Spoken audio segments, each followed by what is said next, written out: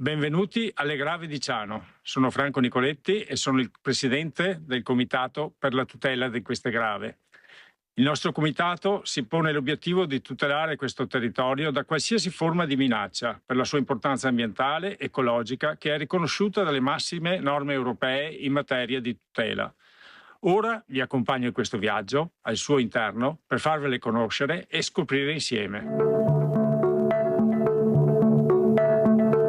Qui siamo nel greto del fiume, dove scorre l'acqua. Il Piave, come vedete, per sua natura è un corridoio ecologico, nel senso che collega tutta la zona ricca di biodiversità che vedete sullo sfondo, quindi la zona montana e pedemontana, con la zona fortemente antropizzata della pianura veneta. In questo percorso è accompagnato sulla sponda destra dal Montello, e entrambe queste zone sono zone riconosciute come zone altamente protette, sono tutte e due Rete Natura 2000, godono delle protezioni SIC, ZPS e ZSC. Come potete capire, questo è un tratto di territorio ad altissimo valore ambientale per la biodiversità che raccoglie dalla montagna e la trasporta alla pianura. Questo è il territorio che oggi viene minacciato dal progetto delle casse di espansione, fortemente voluto dalla Regione Veneto, e con questo progetto vorrebbe edificare un bacino di laminazione a 4 casse contigue che occuperebbe circa 550 ettari, con delle mura esterne alte fino a 12 metri e dei muri perimetrali e trasversali per una lunghezza di quasi 13 km. Questo tratto quindi, come potete vedere, la sponda è più alta rispetto al letto del fiume, quindi verrebbe scavato di circa 4 metri e verrebbero asportati quello che viene definito l'oro bianco, cioè quasi 21 milioni di metri cubi di ghiaia. È un'opera questa che ha le stesse dimensioni della città della Laguna di Venezia.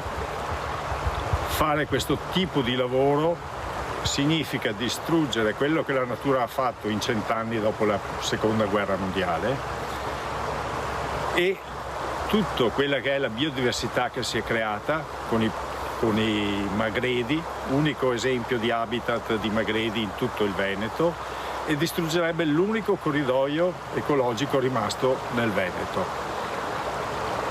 Distruggere questo territorio significa togliere anche un polmone verde che garantisce non solo un ambiente sano, ma anche un ambiente che ci tutela dal punto di vista della salute, dell'inquinamento e che porta vita su tutto quello che è la Regione Veneto, per noi e per le prossime generazioni.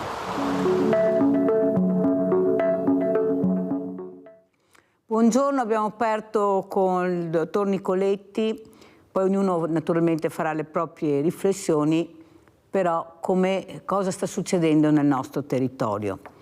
C'è chi è favorevole, chi è contrario, ognuno farà le proprie deduzioni, però è giusto sentire tutte e due le campane come faccio io tutte le mattine. Abbiamo sentito il professor Dal Paus che è favorevole, abbiamo sentito un altro illustre professore idraulico che non è favorevole a questo bacino di laminazione. Però è giusto che anche noi sappiamo e anche noi dobbiamo capire da che parte stare, naturalmente confrontandoci sempre con delle persone competenti e con degli esperti di primo grado. Ne parleremo questa mattina con Cesare De Stefani, che è collegato con noi da Valdobbiadene, imprenditore, colline dell'UNESCO, e soprattutto con Daniele Minotto, vice direttore Associazione Veneziana Albergatori, collegato con noi da Venezia. Grazie dottor Minotto di essere qui, perché vogliamo capire anche cosa vuole il turista quando arriva, perché mi sembra che il turista ami il verde, le oasi, ami un ambiente proprio naturale. Sentiremo cosa ci racconta anche, oltre ai soggiorni e quello che sta succedendo a Venezia, il dottor Minotto. Però partirei proprio con Cesare De Stefani, che ringrazio, finalmente è arrivato come ospite. Era tanto che ci tenevo, perché è una persona per bene, una persona che ci mette la faccia, che ha il coraggio di dire quello che pensa e questo è molto importante per me, lo sapete, perché io sono come lui, io non ho il bavaglio, dico quello che sento, quello che vedo, perché forse è la verità che abbiamo bisogno e conoscere la verità. Allora De Stefani, come imprenditore, cosa dice? Queste colline del Prosecco, proprio l'UNESCO che le tutela, vorrei capire che funzioni anche l'UNESCO perché non riesco bene a capire, me lo spieghi lei che vive il territorio. Ecco, lei ad esempio, avendo visto questo servizio, naturalmente non sarà competente, non lo so, ma che idea si è fatto come imprenditore? Grazie dell'invito e buona giornata a tutti gli ascoltatori e grazie a lei Mirella. Ma ne sento parlare da molti anni, io abito a Guia e quindi se passo per Sernaglia, se passo per Crocetta ovviamente vedo questi manifesti che cercano di scoraggiare queste casse di espansione. Appunto io non ho competenza, però quello che non mi è chiaro è se eventualmente tra virgolette, queste casse di espansione fossero sempre operative o se invece hanno una funzione diciamo di prudenza in caso di allagamento. Mi spiego meglio. Se immagino che l'allagamento, cioè il riempimento dell'acqua di questi 550 ettari o di 300-500 ettari è stabile, allora anche qualche dubbio ce l'avrei anch'io.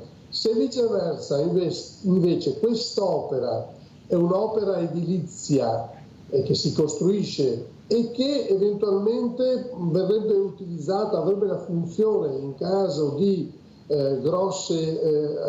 dell'arrivo di grosse masse d'acqua, di poter raccogliere l'acqua per una situazione temporanea, e che quindi non lo vedrei, ritengo io, dalla mia poca competenza, io non sono né geometra né idraulico né ingegnere né quant'altro, per cui se immagino che appunto può capitare un periodo, una settimana, 10 giorni, 15 giorni, è vero che verrebbe tutto allagato, però probabilmente poi le acque verrebbero fatte defluire più lentamente e mi pare che la natura fa presto anche a recuperare e poi l'allagamento sicuramente non penso avverrebbe nel giro di pochi minuti, uno immagina sì, però gli animali potrebbero affogare, sì, sono tutte cose, sono tutte tematiche difficili da comprendere, però ripeto, anche Guia per esempio, anche qui a Guia nella vallata nostra ci sono due antichissimi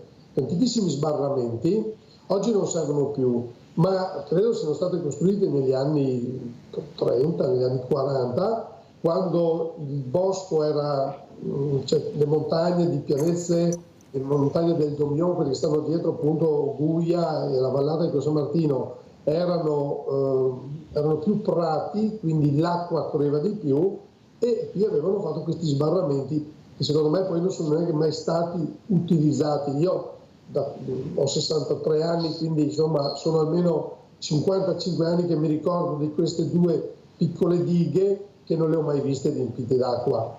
E quindi immagino che anche queste casse di espansione, se fossero costruite nell'ipotesi che se venisse un grosso flusso d'acqua e possa salvare i paesi più sotto, forse si possono anche fare. Molto chiaro De Stefani, perché è giusto sentire anche la parola del cittadino, della persona che vive il territorio, perché anche noi dobbiamo essere ascoltati, anche perché poi tutte queste grandi opere le paghiamo noi, De Stefani, perciò è giusto anche che ognuno di noi dica quello che pensa, quello che vede, poi naturalmente saranno gli esperti a informarci di più, però è giusto sentire anche la nostra parola. Allora, dottor Minotto, ecco, questo turista che arriva a Venezia, l'unica città al mondo, la più bella, non c'è niente da dire, basta vedere anche con questo ticket d'ingresso, non ce n'è per nessuno, arrivano, pagano, forse siamo più noi che siamo vicini che ci lamentiamo che no il turista che arriva da un'altra parte. Però cosa vuole il turista oltre a Venezia? Lei che sa di cosa stiamo parlando, cos'è che ha voglia di vedere, di ammirare? Cosa chiede? Prego, dottor Minotto. Guardi, il turista, intanto buongiorno a lei, l'ospite e ai telespettatori.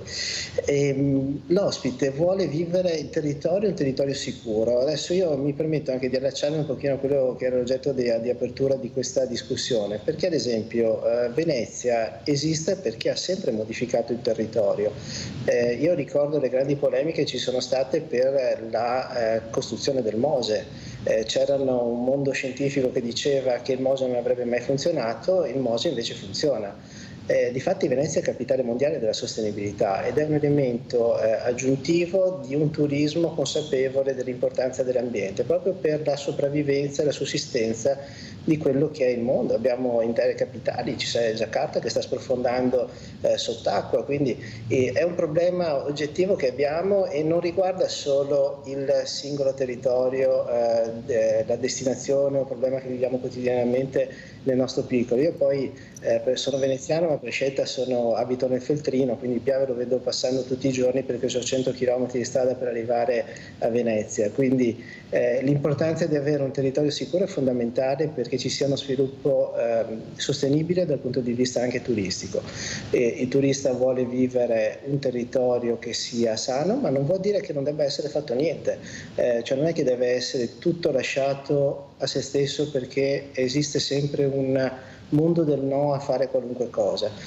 Quindi io addirittura ricordo c'è stato un turismo dedicato ai lavori della costruzione del Mose, c'erano dei viaggi turistici che venivano fatti per andare a vedere i cantieri, perché il turismo esperienziale non è solo la destinazione in sé.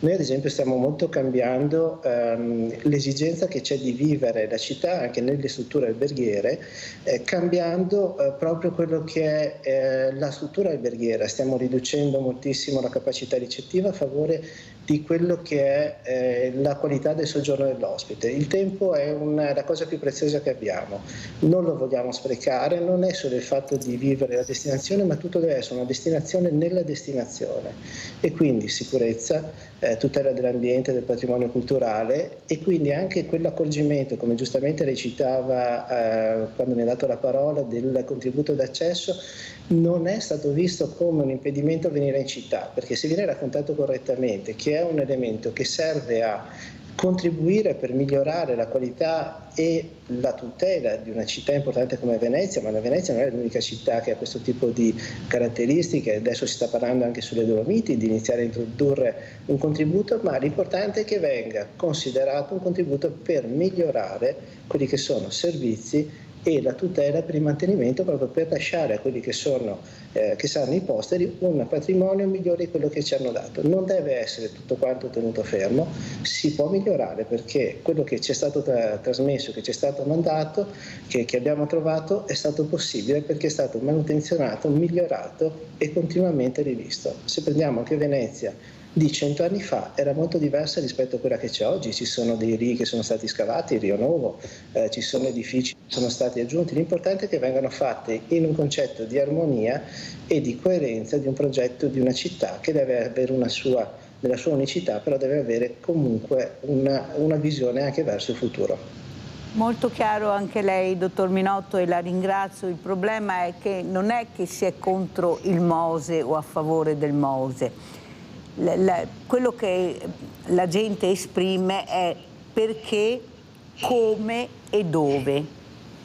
E questa informazione, anche a detta agli esperti, è quella che crea confusione, perché come dice lei, se gli esperti sono favorevoli e contrario, il cittadino che è a casa, che non capisce, dice ma questa opera che costa così tanto, potevano farla in maniera diversa, potevano farla in un'altra maniera. Ecco, questi espropri che ci sono stati, valeva la pena di farli? Tutte queste colate di cemento, visto che andiamo sulla Luna, si poteva fare altrimenti? Questo che la gente si chiede e si domanda, perché se avessimo tutti gli esperti favorevoli avremmo le idee chiare, se avessimo tutti gli esperti contrari le avremmo ancora più chiare. Il problema è che la bilancia pesa sempre in maniera diversa e noi a casa, visto che poi siamo noi che paghiamo, dottor Minotti, avremmo anche piacere di capire qual è la verità. adesso ci mancava che ci siano anche le elezioni, perciò capisce bene che la confusione regna sovrana. Però la ringrazio per aver fatto capire l'importanza anche dell'evoluzione del turista. Andiamo a vedere anche queste immagini molto belle che sono proprio dell'osteria senza oste. E poi vediamo anche l'osteria senza oste con le turiste. Questa osteria, ecco, a Guia, dove veramente arriva l'americano, l'inglese, il tedesco, scopre questa perla che abbiamo, perché veramente è una perla. La prima volta sono stata, ho detto, qua sono dove arriva la Madonna e Gesù Cristo. Ecco, c'è un angolo che è una cosa pazzesca. Allora, vediamo queste immagini De Stefani, eccolo qua. Prego De Stefani, riuscire ad arrivare molto lontano, l'osteria senza oste nel mondo. Ma che idea geniale, perché dobbiamo dire che lei è un illuminato? Non è mica così semplice, sapete, eppure basta quel pizzico in più per far capire l'importanza di credere su quello che tu crei e su quello che vuoi dire. Prego De Stefani. Beh sì, in effetti all'osteria senza oste io ho incontrato e incontro il mondo.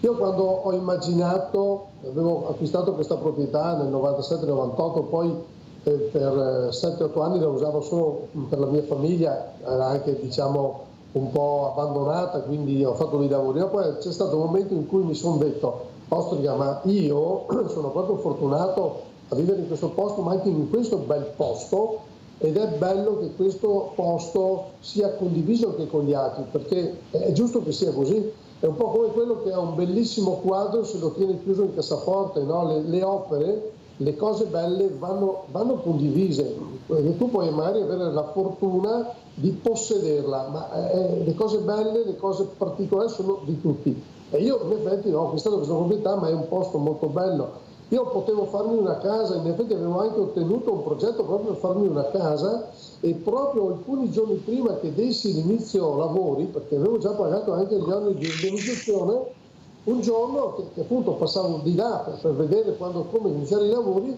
c'è stato un istinto, ho detto, Ostrica, ma cosa sto facendo? Sto cancellando un pezzo di storia. Ecco, questa era un'opera da non fare, cioè quella di, anche se mi era stata autorizzata, anche se potevo immaginare che potevo fare una casa per me, e io già una casa ce l'ho, ne ho due, quindi non me ne serviva una terza, sarebbe stato un surplus, ma avrei cancellato un pezzo di storia. E mi ricordo che chiamai il geometra e dissi, guarda che c'è qualcosa nel mio istinto che mi dice che stiamo sbagliando, che stiamo facendo un qualcosa che non serve, che ha più un significato egoistico di fare una bella casa in un bel posto per me, ma di fatto cancello un pezzo di storia.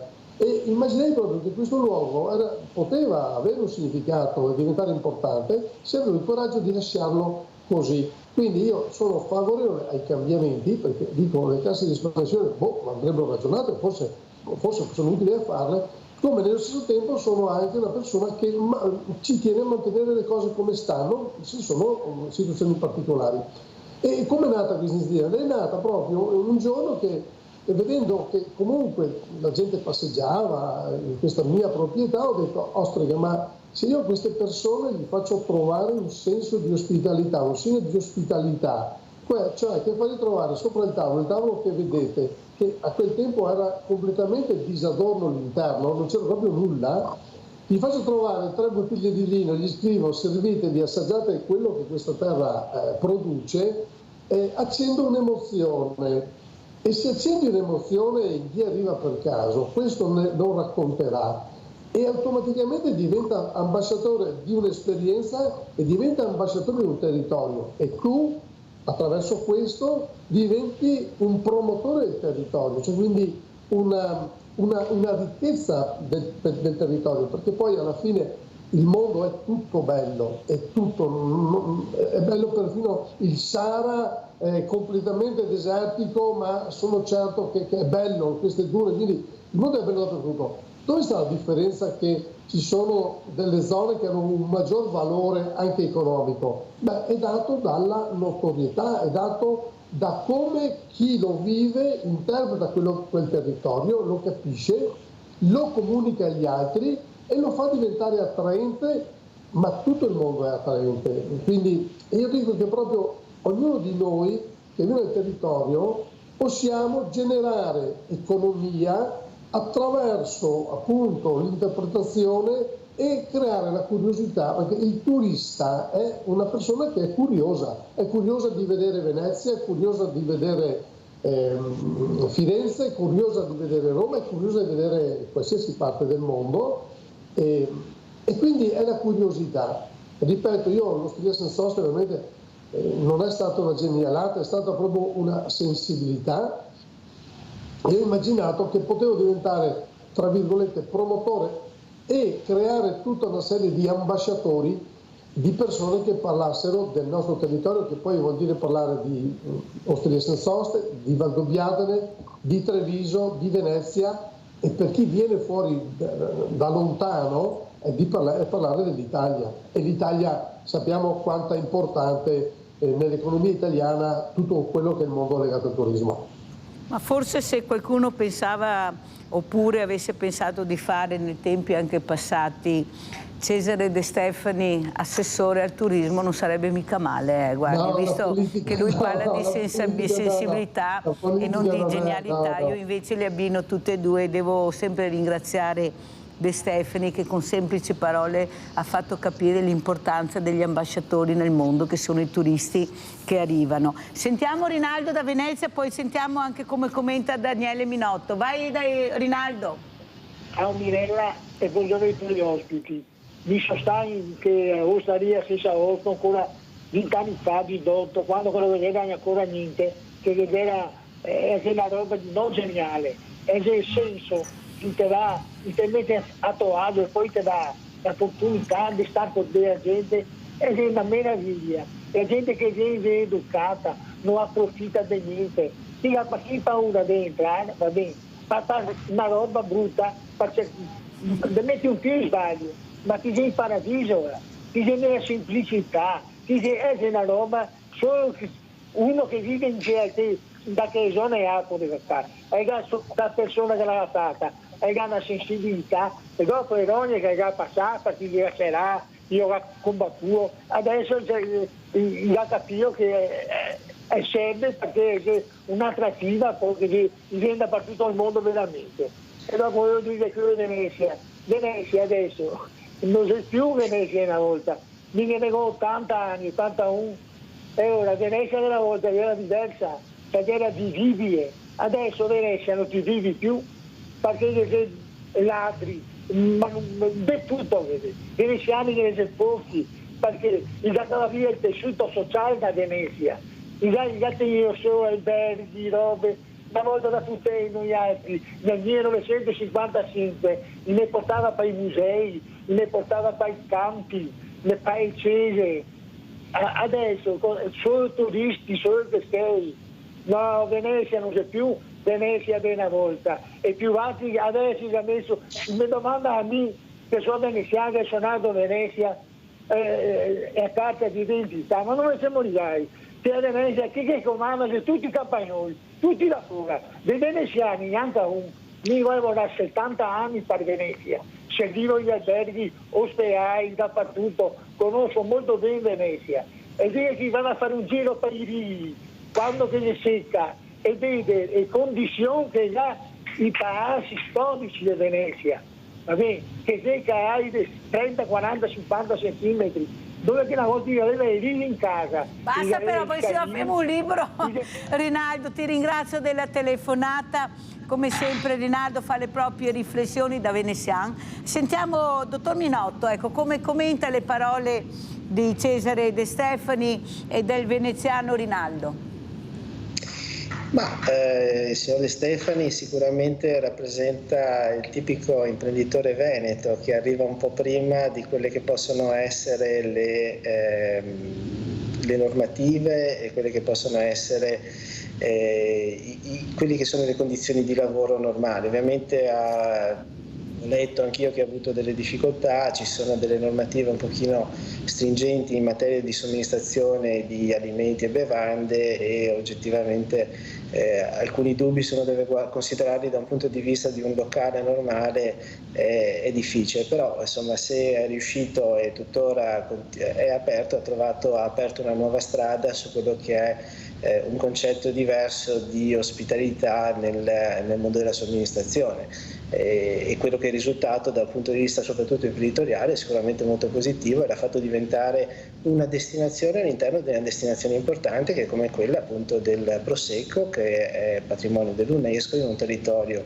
stupendo, e quindi è stato bravo, perché è più facile dove non c'è nulla emergere. È comunque un territorio importante dove c'è creata una destinazione specifica per uno va da lui proprio perché vuole avere quel tipo di prodotto, quel tipo di esperienza. È la stessa cosa che cerchiamo di fare anche noi sul nostro territorio con chi vuole caratterizzarsi con dei prodotti che devono avere una sua unicità, ed è la differenza e la grande capacità italiana di saper cogliere quelle che sono le opportunità e capire quali sono le aspettative di quello che è una delle nostre grandi caratteristiche, che siamo, non mi dispiace, non ho paura a dirlo, i più bravi ad accogliere le persone, quindi creare questi ambasciatori.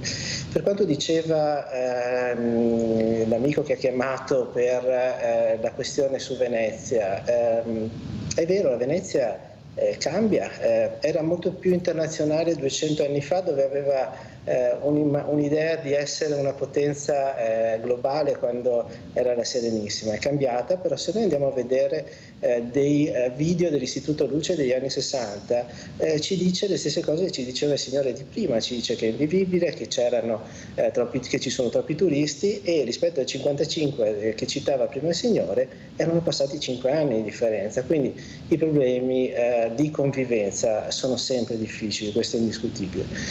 Cambia le esigenze, e il turismo sicuramente in modo particolare con il fenomeno delle locazioni brevi ha riempito ulteriormente dei spazi, ma spazi che sono stati lasciati liberi dai veneziani, perché l'esodo da Venezia non è iniziato oggi, è iniziato negli anni 50 per una volontà specifica, dove si è spostati verso la terraferma, i comuni di vicini, e a ruota, come tutte le grandi città, si è ridotta la popolazione, perché Venezia è un grande comune di 250.000 abitanti, quindi non è che c'è solo la parte dell'isola di Venezia, ma c'è anche la terraferma, e anche la terraferma ha perso residenti. Ma come tutte le grandi città che appunto, avendo un impianto di città storiche, gli italiani hanno scelto, in modo particolare i veneti, ad avere una vita diversa spostandosi nei comuni più vicini.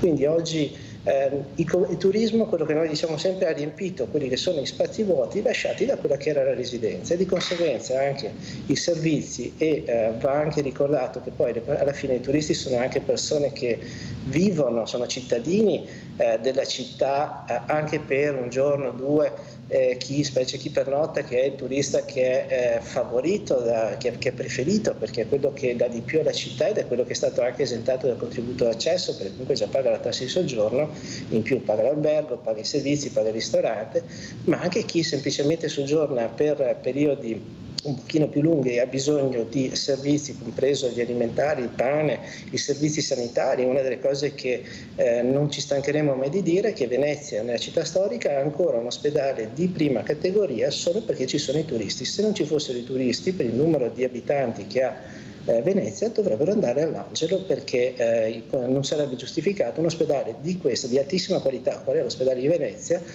per la sola cittadinanza quella autoctona residente, perché dovrebbe spostarsi su Mestre, che è sempre il territorio dello stesso comune, perché a differenza delle altre città noi abbiamo l'acqua che ci separa, ma se uno a Roma va all'Euro, va in un altro quartiere, è sempre a Roma.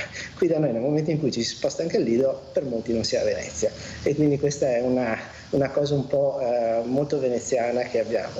Quindi la convivenza è importante, un decalogo comportamentale per rendere la convivenza più facile, più agevole per residenti e per turisti, perché anche il turista vuole, anche per un giorno o due, fare la vita da veneziano.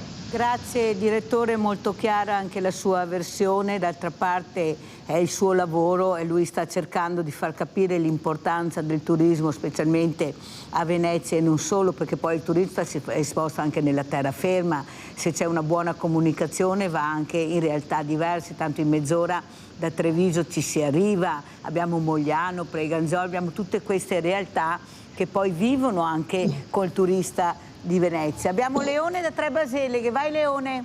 Ciao Milena, grazie, saluto i tuoi amici. Allora, la laguna di Venezia esiste perché è stata costruita l'isola Pelletrina, lunga 10 km. Allora, se fosse stato adesso, sarebbero stati d'accordo per chiudere, per fare la laguna di Venezia, perché la laguna non è una cosa naturale, è stata creata artificialmente e grazie a questo che esiste la città di Venezia, altrimenti non ci sarebbe mai stata. Perciò bisogna essere molto concreti. Quando un lavoro deve essere fatto, bisogna farlo. Adesso io mi sto domandando, che stiamo mettendo i piedi sott'acqua, quando ci sono tutti questi allagamenti. Adesso abbiamo gli oceani salendo. Ci sarà un momento che i fiumi non potranno più defluire nell'oceano, nei mari. Cosa succederà? Qualcuno ci sta pensando. Allora io ho suggerito di togliere l'acqua dai mari, desalare l'acqua degli oceani,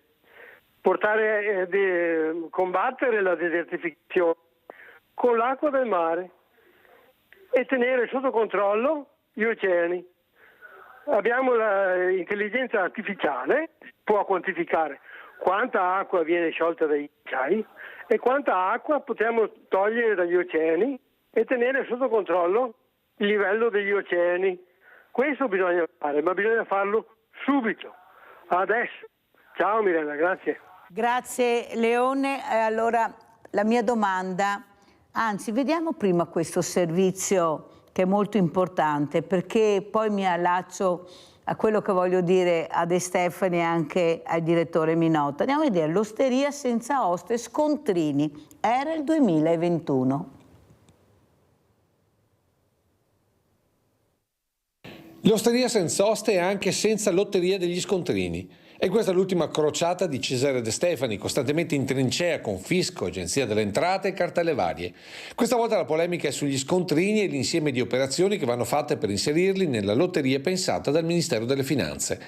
De Stefani non solo non aderisce all'iniziativa, ma ha pubblicamente appeso fuori dalla sua macelleria le motivazioni del dissenso. La trovo una cosa assolutamente assurda, tant'è che ne è stato fatto più volte il rinvio.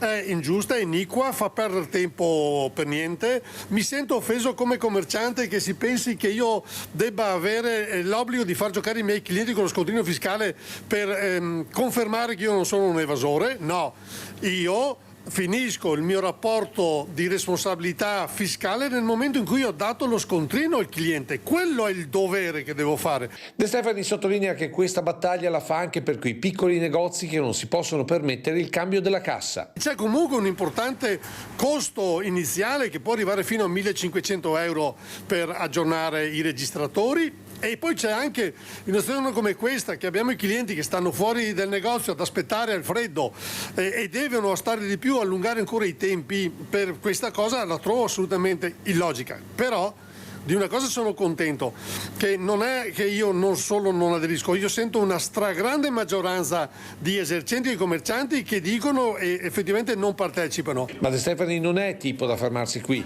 infatti ha preso carta e penna e ha scritto al suo massimo rappresentante a Roma. Marcherò stretto anche il presidente Sangalli perché chiedo una presa di posizione e anzi invito anche Capraro, in qualità di presidente provinciale, di fare leva su Sangalli, sul nostro presidente nazionale, che si esprima in modo pubblico sulla posizione. Allora, intanto che Cesare De Stefani si prepara alla risposta, sentiamo Maurizio da Conserve, velocissimo Maurizio, poi andiamo in pubblicità. Sì. Vai Maurizio, veloce! Ciao Mirella, buongiorno a te, buongiorno ai tuoi ospiti. Allora, io sarò breve e naturalmente sintetico anche. Allora, Mirella, innanzitutto io volevo chiedere se è proprio necessario questo redditometro. Allora, secondo me va a colpire le persone, il povero operaio, non dico i grandi, perché i grandi sono furbi, naturalmente svincolano sempre il coso. Quello che ci rimetterà purtroppo per l'ennesima volta sarà sempre il povero operaio. Poi un'altra cosa, Mirella, se mi permetti, ma la tassa, quella che pagano i turisti a Venezia, ok, dico io, ma è necessaria anche quella, visto che la pagano già quando alloggiano sui vari hotel, sui vari cosi. Io vorrei saperne di più di queste di queste cose. Ok, buona giornata Mirella, di nuovo a te e tutti quanti. Ha capito, direttore Minotto, perché l'ho invitata? Questo è un veneto e deve ancora capire come funziona, che il turista non paga la tassa perché la paga già, però ha capito com'è la situazione, perché vi invito, perché bisogna fare chiarezza. Pubblicità.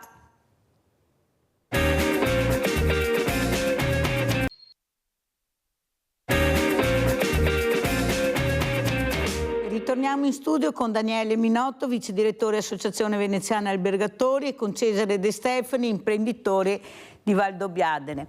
Allora De Stefani, abbiamo visto questo servizio sui scontrini, abbiamo visto questa meraviglia del territorio che vedremo anche adesso con queste immagini stupende, ma la mia domanda è questa: siamo nel 2024, io ho tutte le eccellenze che vengono a questa trasmissione, che parlano di economia, di sviluppo, di intelligenza artificiale, ma ho anche i sindacati, i quali dicono che siamo messi molto male e che purtroppo le tasse in Italia le pagano quelle a reddito fisso, le pagano i lavoratori, gli operai, le pagano gli artigiani che li hanno azzerati, i commercianti, piccoli industriali, e tutto il resto è noia. Allora, nel 2024 siamo ultimi come potenza, eravamo la quarta potenza del mondo. Allora, abbiamo gli stipendi più bassi d'Europa, le pensioni più basse d'Europa. Il problema è che questa meraviglia dell'Italia è stata fatta dalla piccola e media economia, è stata fatta dall'artigiano, dal commerciante, dal piccolo industriale, che lavorando si è anche ingrandito, capitani di industria con la quinta elementare, ma che avevano questa genialità che abbiamo sentito anche questa mattina, e sono stati colpiti a morte. L'artigiano, uno dei più grandi evasori che c'è in Italia, anche adesso qualcuno lo dice, i commercianti non ne parliamo, e tutto il resto. Però siamo gli ultimi adesso. Allora come la mettiamo? Le multinazionali hanno iniziato a pagare le tasse l'altro giorno e hanno fatto no milioni, miliardi, e ne fanno sempre di più. E tutto il resto è rimasto fermo. Adesso ci mancava anche qualcuno che ha cercato di mettere la manina con redditometro. Per fortuna che la Presidente Meloni ha capito che sotto le elezioni voleva fare autogol, ma qualcuno ha cercato di farglielo fare. Cosa dice lei come imprenditore? Ma come andremo a finire se si continua a pagare i parassiti e non la gente che lavora, la gente che produce, De Stefani? In effetti Mirella, lei con questi argomenti mi manda il sangue in ebollizione, cioè mi manda proprio il sangue in ebollizione. Io di questo servizio sulla questione degli scontrini io l'avevo rimosso dalla mia testa, ma in realtà non l'ho rimosso io, lo ha rimosso la gente che di fatto se ne è parlato appunto nel 2021, se ne è parlato per 6 mesi, si è intimorito proprio i piccoli commercianti, coloro che avevano piccole attività, dalla piccola osteria al piccolo negozietto, al piccolo panificio, all'obbligo di installare questa cassa che desse la possibilità alla gente di fare la lotteria, perché questo doveva assicurare maggiormente che il negoziante, la piccola botteghetta mettesse lo scontrino fiscale. Beh, non se ne è più parlato, avevo visto giusto,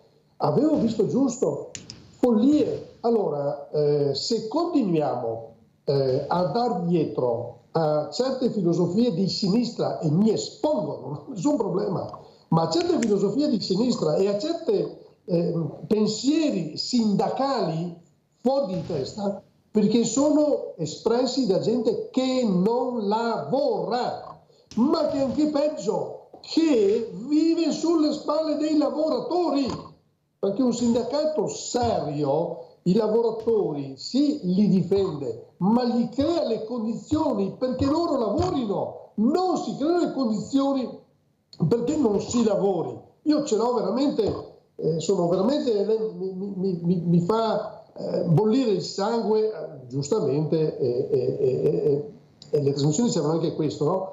Io mi ricordo quando ci fu quel servizio in cui io dissi non investivo in una cassa moderna che costava 1.200-1.500 euro perché lo ritenevo inutile, ma lo è diventato inutile da solo, perché poi tutto è morto, non se ne è più parlato, non se ne è fatto niente.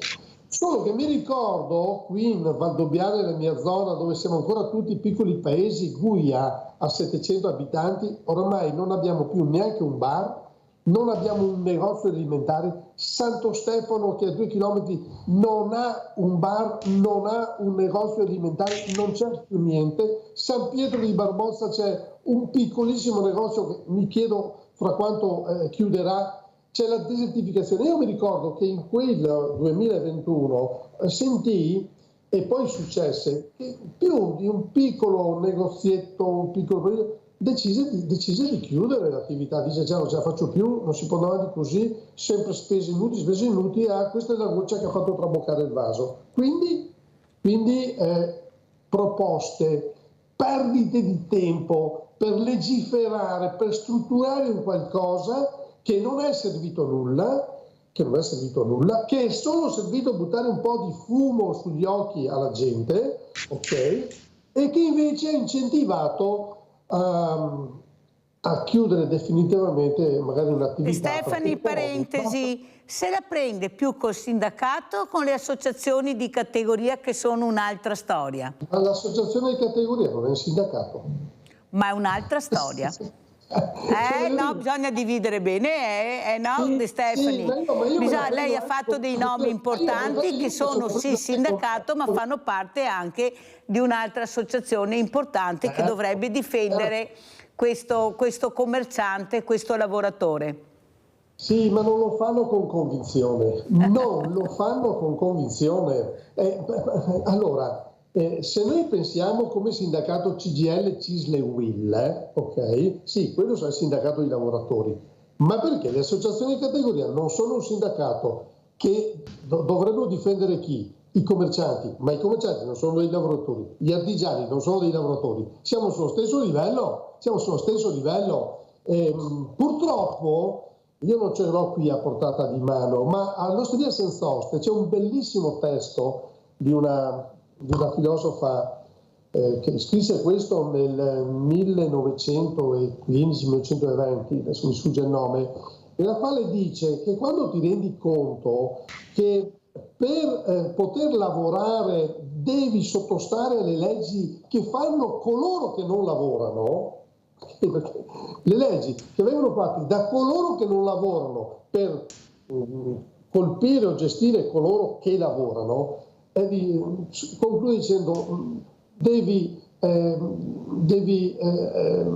considerare che il paese è morto. Ma in effetti è morto, perché se eravamo la quarta potenza e oggi siamo all'ultimo posto, è evidente.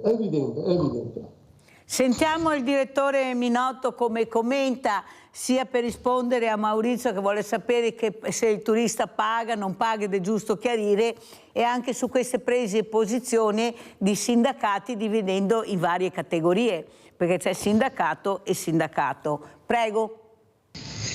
Allora partiamo dalla cosa più semplice che ormai speriamo un po' alla volta venga acquisita definitivamente, che è la normativa sul contributo d'accesso del Comune di Venezia. Allora, chi è che paga? Lo pagano tutte quelle persone che sono turisti escursionisti, quindi non sono persone che dormono nel Comune di Venezia, non solo nella città storica, ma in tutto il territorio comunale, quindi Mestre, Marghera, Favaro, Lido di Venezia, Murano, Burano, le isole. Tutti quelli che dormono e quindi pagano la tassa di soggiorno sono esentati dal pagamento del contributo d'accesso. Lo sono i veneti devono comunque esentarsi e prenotare, perché l'altra cosa non è solo la questione di mettere una tassa, è un'esigenza di programmazione dei flussi, perché cambia molto su una città che appunto in questo momento, su un centro storico che ha 50.000 abitanti, cambia molto se abbiamo 100.000 o 200.000 persone. Bisogna garantire la sicurezza, bisogna garantire la pulizia, bisogna garantire tutta una serie di servizi proprio per perché sia sicura sia per i turisti che per gli ospiti, e quelli che noi sappiamo che ci sono in questo momento fino all'introduzione del contributo d'accesso sono solo i pernottanti che con le schedine di notifica sapevamo chi c'era in città. In questo caso, prenotando, sappiamo quante persone possono arrivare in città e quindi arrivare un giorno anche a porre una soglia, perché adesso che si possono contare, se vediamo che a 150.000, sto dicendo numeri a caso ovviamente, la città non li riesce a sopportare, si dovrà porre un numero chiuso sugli accessi, proprio per un criterio di vivibilità e sostenibilità della città.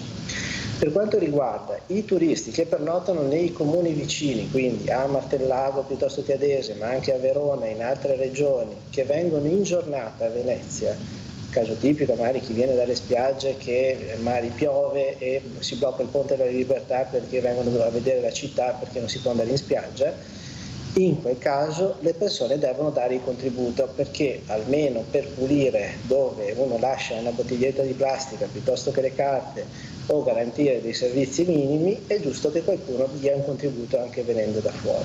Quindi queste sono le tre casistiche di chi paga e chi non paga. Questo è un contributo che è stato ritenuto giusto, addirittura abbiamo ospiti che vengono da destinazioni dove devono per forza pagare per magari vengono in giornata, che sarebbero disponibili, lo dicono già, anche a pagare qualcosa di più, perché vedere una città, un'unicità al mondo come Venezia, è un prezzo che in altre città del mondo si paga molto più caro, quindi non deve essere vista una vessazione nei confronti di nessuno, compreso anche che appunto chi è veneto, chi è nato nella città può venire, non deve pagare, dovrà prenotare un po' alla volta, perché serve a capire la sostenibilità. La città è piccola e deve essere tutelata e soprattutto molto fragile.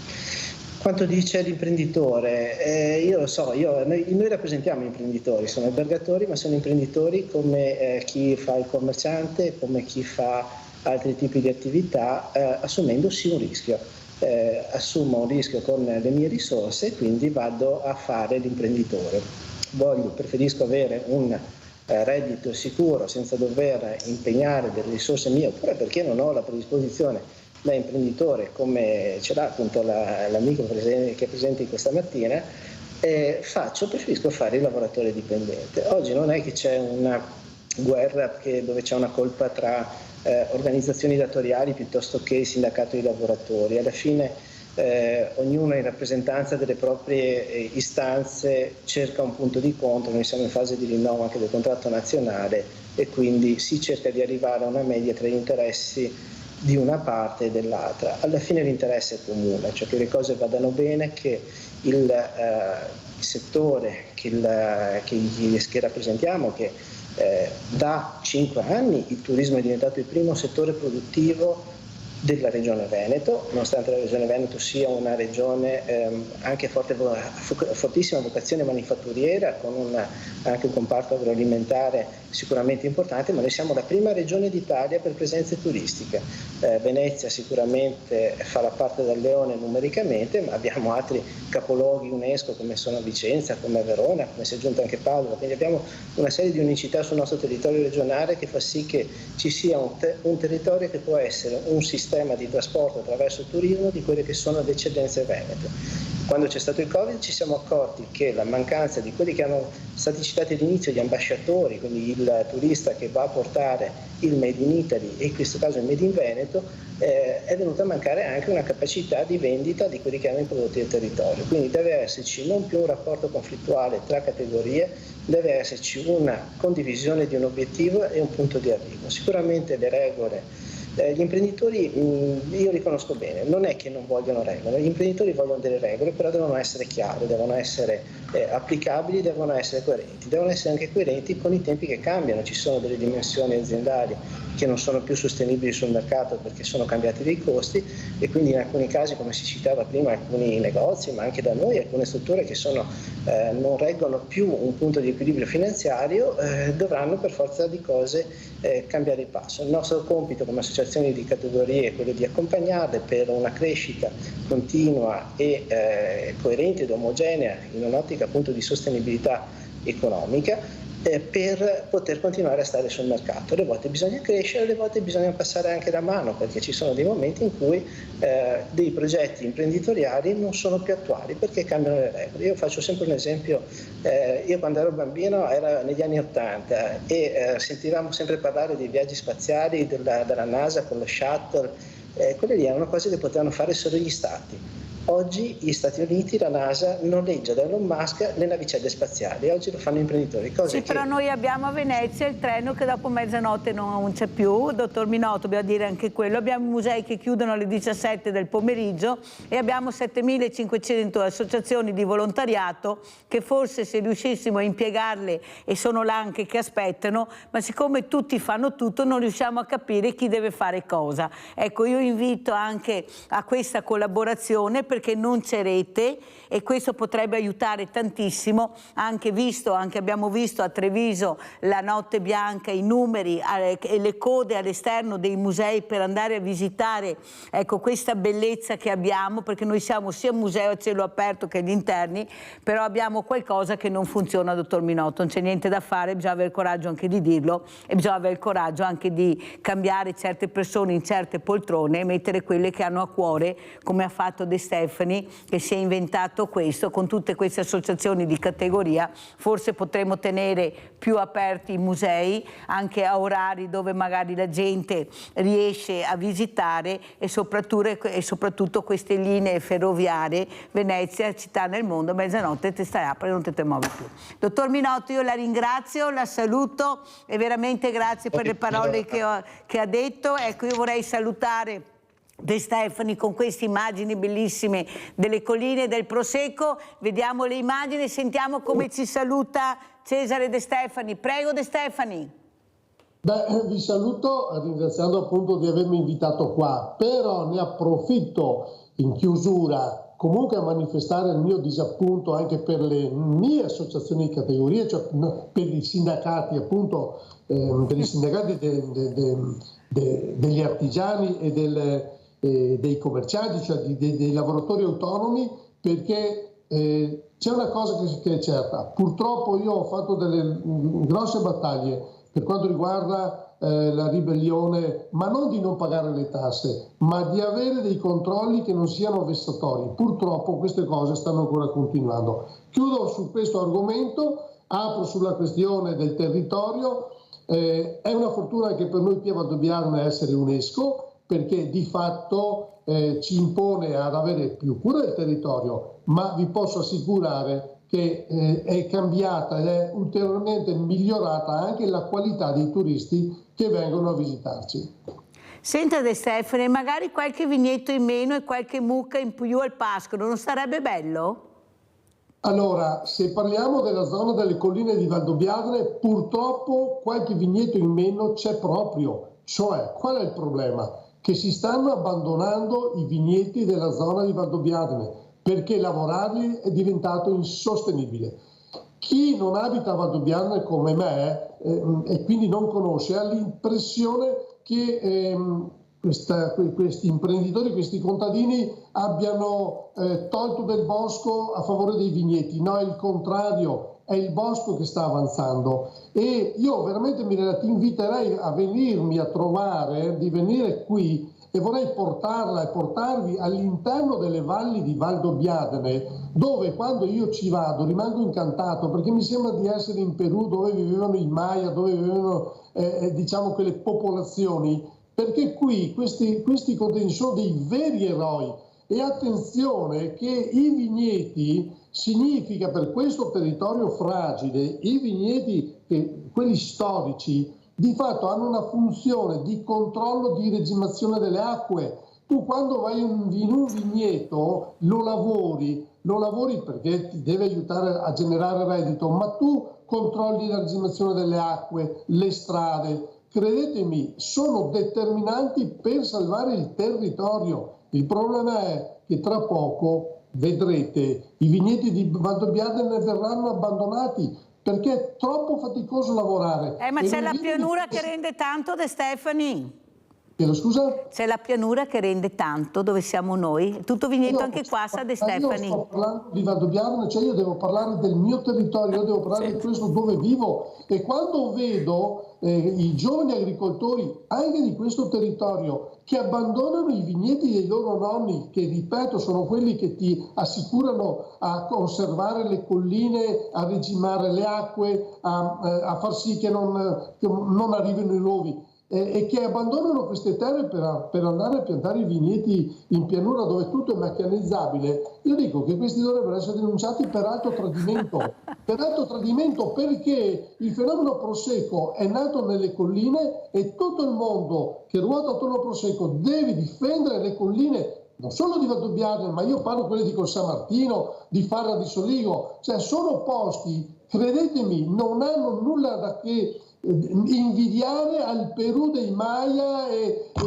dove vivono quelle popolazioni. Io dico che noi qui in quest'area collinare così impervia, permettetemi, finiremo come gli americani d'America, cioè come gli indiani d'America, piccole tribù incanalate in uno stesso territorio che serviamo solo per essere un'attrazione turistica, ma noi non possiamo essere solo un'attrazione turistica, noi dobbiamo essere un luogo in cui vengono riconosciute anche economicamente le fatiche che si fa per lavorare su queste terre, per creare questo prodotto, perché questo prodotto che è nato qui adesso sta distribuendo un'economia su 2 regioni, cioè quindi su tutto il Veneto, su tutto il Friuli, ma non possiamo noi diventare la tribù dei Sioux o dei Navajo che serviamo solo per fare attrazione turistica. Avete capito perché ho invitato Cesare De Stefani? Perché avete sentito anche l'altra faccia della medaglia, quella che vede lui che vive il territorio,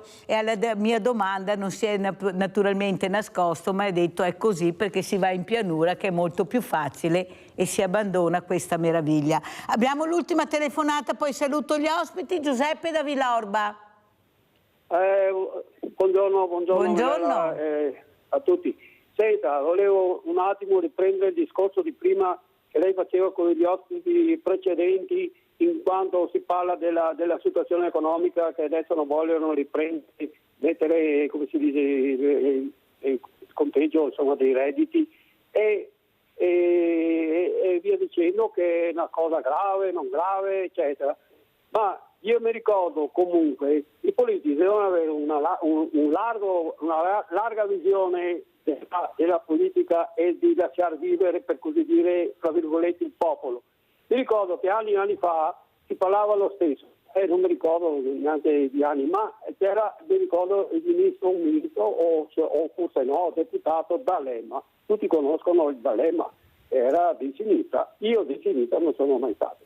Però proprio un discorso del genere, che parlavano già a quel tempo che bisognava controllare, fare i controlli per la necessità allo Stato di pagare più tasse, eccetera, erano scatenati. Il D'Alema disse, sì, ha detto, facciamo più controlli, però facciamoli, però ricordatevi che cominciamo domani, bene, ha detto, oggi abbiamo milioni ed eravamo sempre verso lì la quarta potenza industriale, come dice lei, sa.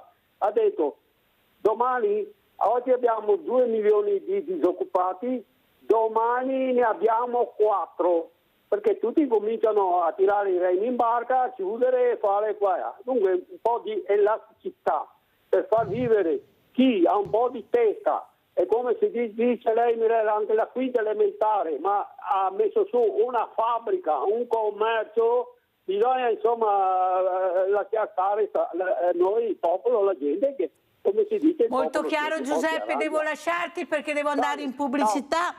Grazie Giuseppe della telefonata, saluto Daniele Minotto, vice direttore Associazione Veneziana Albergatori, saluto e un abbraccio a Cesare De Stefani, imprenditori da Valdobbiadene, verrò a trovarla con i miei ragazzi diversamente agili, so che lei è stato molto colpito, spero di riuscire a portarli a far staccare la spina in questa meraviglia che lei ha detto, perché veramente sono realtà che noi abbiamo e che devono essere visibili, anche loro hanno il diritto alla nostra quotidianità anche nelle gite. Grazie veramente Cesare De Stefani per tutto, grazie, pubblicità.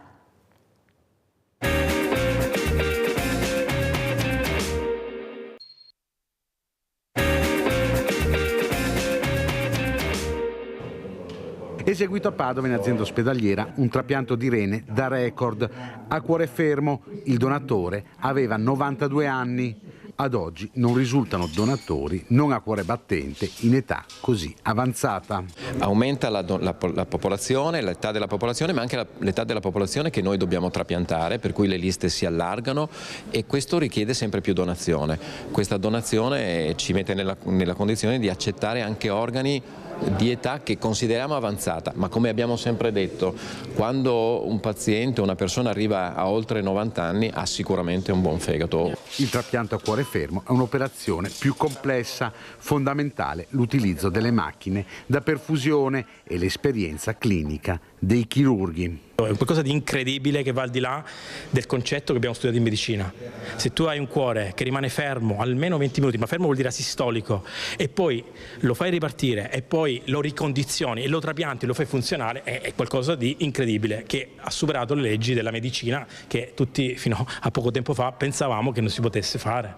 Un risultato importante grazie anche al lavoro di equipe. Non ci sono limiti per quanto riguarda l'età nell'ambito della donazione e ha fatto capire anche che di fronte a un percorso così complesso e articolato, dove c'erano sicuramente delle fasi che potevano pregiudicare il risultato, invece siamo riusciti anche con l'expertise e soprattutto ringrazio tutti coloro che hanno collaborato attivamente e attraverso confronti che abbiamo avuto prima di iniziare il percorso arrivare ovviamente al risultato atteso che ha dato la soddisfazione di tutti quanti. Un anno importante il 2023 per i trapianti a Padova. Ricordiamo che abbiamo fatto in quest'anno, nell'anno scorso 2023, 452 trapianti, 76 in più rispetto all'anno precedente. È uno dei pochi, se non l'unico centro in Italia che esegue trapianti di cuore, di polmone, di rene, di pancreas e di fegato, quindi è un centro veramente multitrapianto, insomma, ecco, quindi questo è veramente da sottolineare, un'eccellenza ed è un'eccellenza sostenuta, lo ripeto, con forza dalla Regione del Veneto.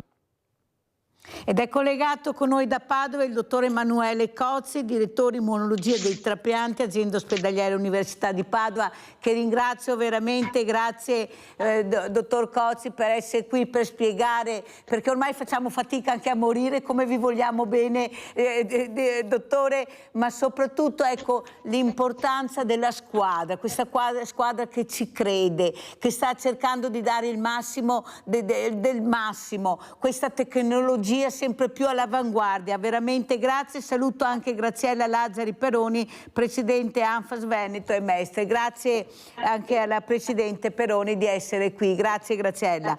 Allora dottor Cozzi, cosa ci dice? Un 2024 strepitoso, questa gente che inizia a capire l'importanza. Io ringrazio sempre per far entrare le telecamere anche all'interno delle sale operatorie, perché così abbiamo meno paura, sappiamo cosa succede dietro la porta. Questa equipe che sta cercando di dare il meglio di loro per farci guarire anche meglio e vivere meglio. Com'è la situazione, dottor Cozzi? Prego.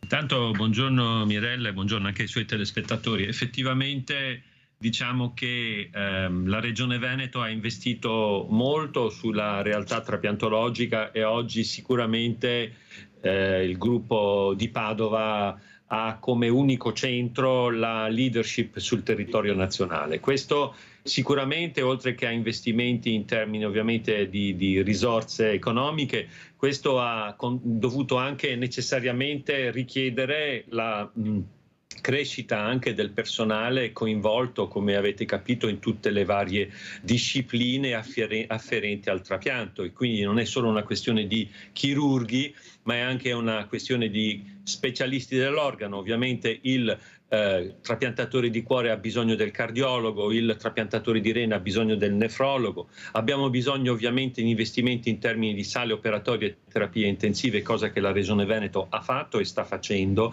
e personale anche in quel settore. Poi l'ultimo settore è quello del quale mi occupo un po' io, che è quello della compatibilità degli organi, quando c'è un donatore di essere certo che lo affidiamo al ricevente più giusto dal punto di vista della compatibilità immunologica. Dottor Cozzi, però anche l'importanza dell'informazione, ecco, questa parola, ecco, donare la donazione, questi organi, un po' alla volta ci siamo, perché culturalmente, devo dirlo anche la verità, dottor Cozzi, non è che ci hanno abituato tanto, anche all'interno delle scuole, e invece questi ragazzini, questi ragazzi sono interessati, sono intrigati, vogliono conoscere, capire l'importanza della donazione, però mi sembra che qualcosa si è fatto, dei passi avanti, anche se non siamo ai primi posti, ma stiamo facendo dei passi in avanti grazie anche a voi e a questa corretta informazione che cercate di dare anche con le associazioni che supportano queste donazioni. Prego, dottor Cozzi. Assolutamente sì, la donazione è il punto davvero centrale dell'attività trapiantologica. Se non ci sono donatori, tutte le equip, tutti gli investimenti fatti non esistono, non servono. Quindi la donazione sia da donatore deceduto sia da donazione da vivente, e qui magari ne parliamo un po' più tardi, e qui abbiamo un problema sicuramente in Italia se paragoniamo il numero di donatori viventi in Italia rispetto a quelli degli altri paesi più progrediti in Europa per quanto riguarda per esempio la donazione del rene da donatore vivente. Grazie dottor Cozzi. Allora salutiamo anche Graziella Lazzari, presidente ANFAS, anche lei che si occupa di fragilità, queste fragilità che hanno bisogno di supporto, specialmente poi se ci sono delle patologie da curare. Com'è la situazione, Graziella Lazzari Peroni?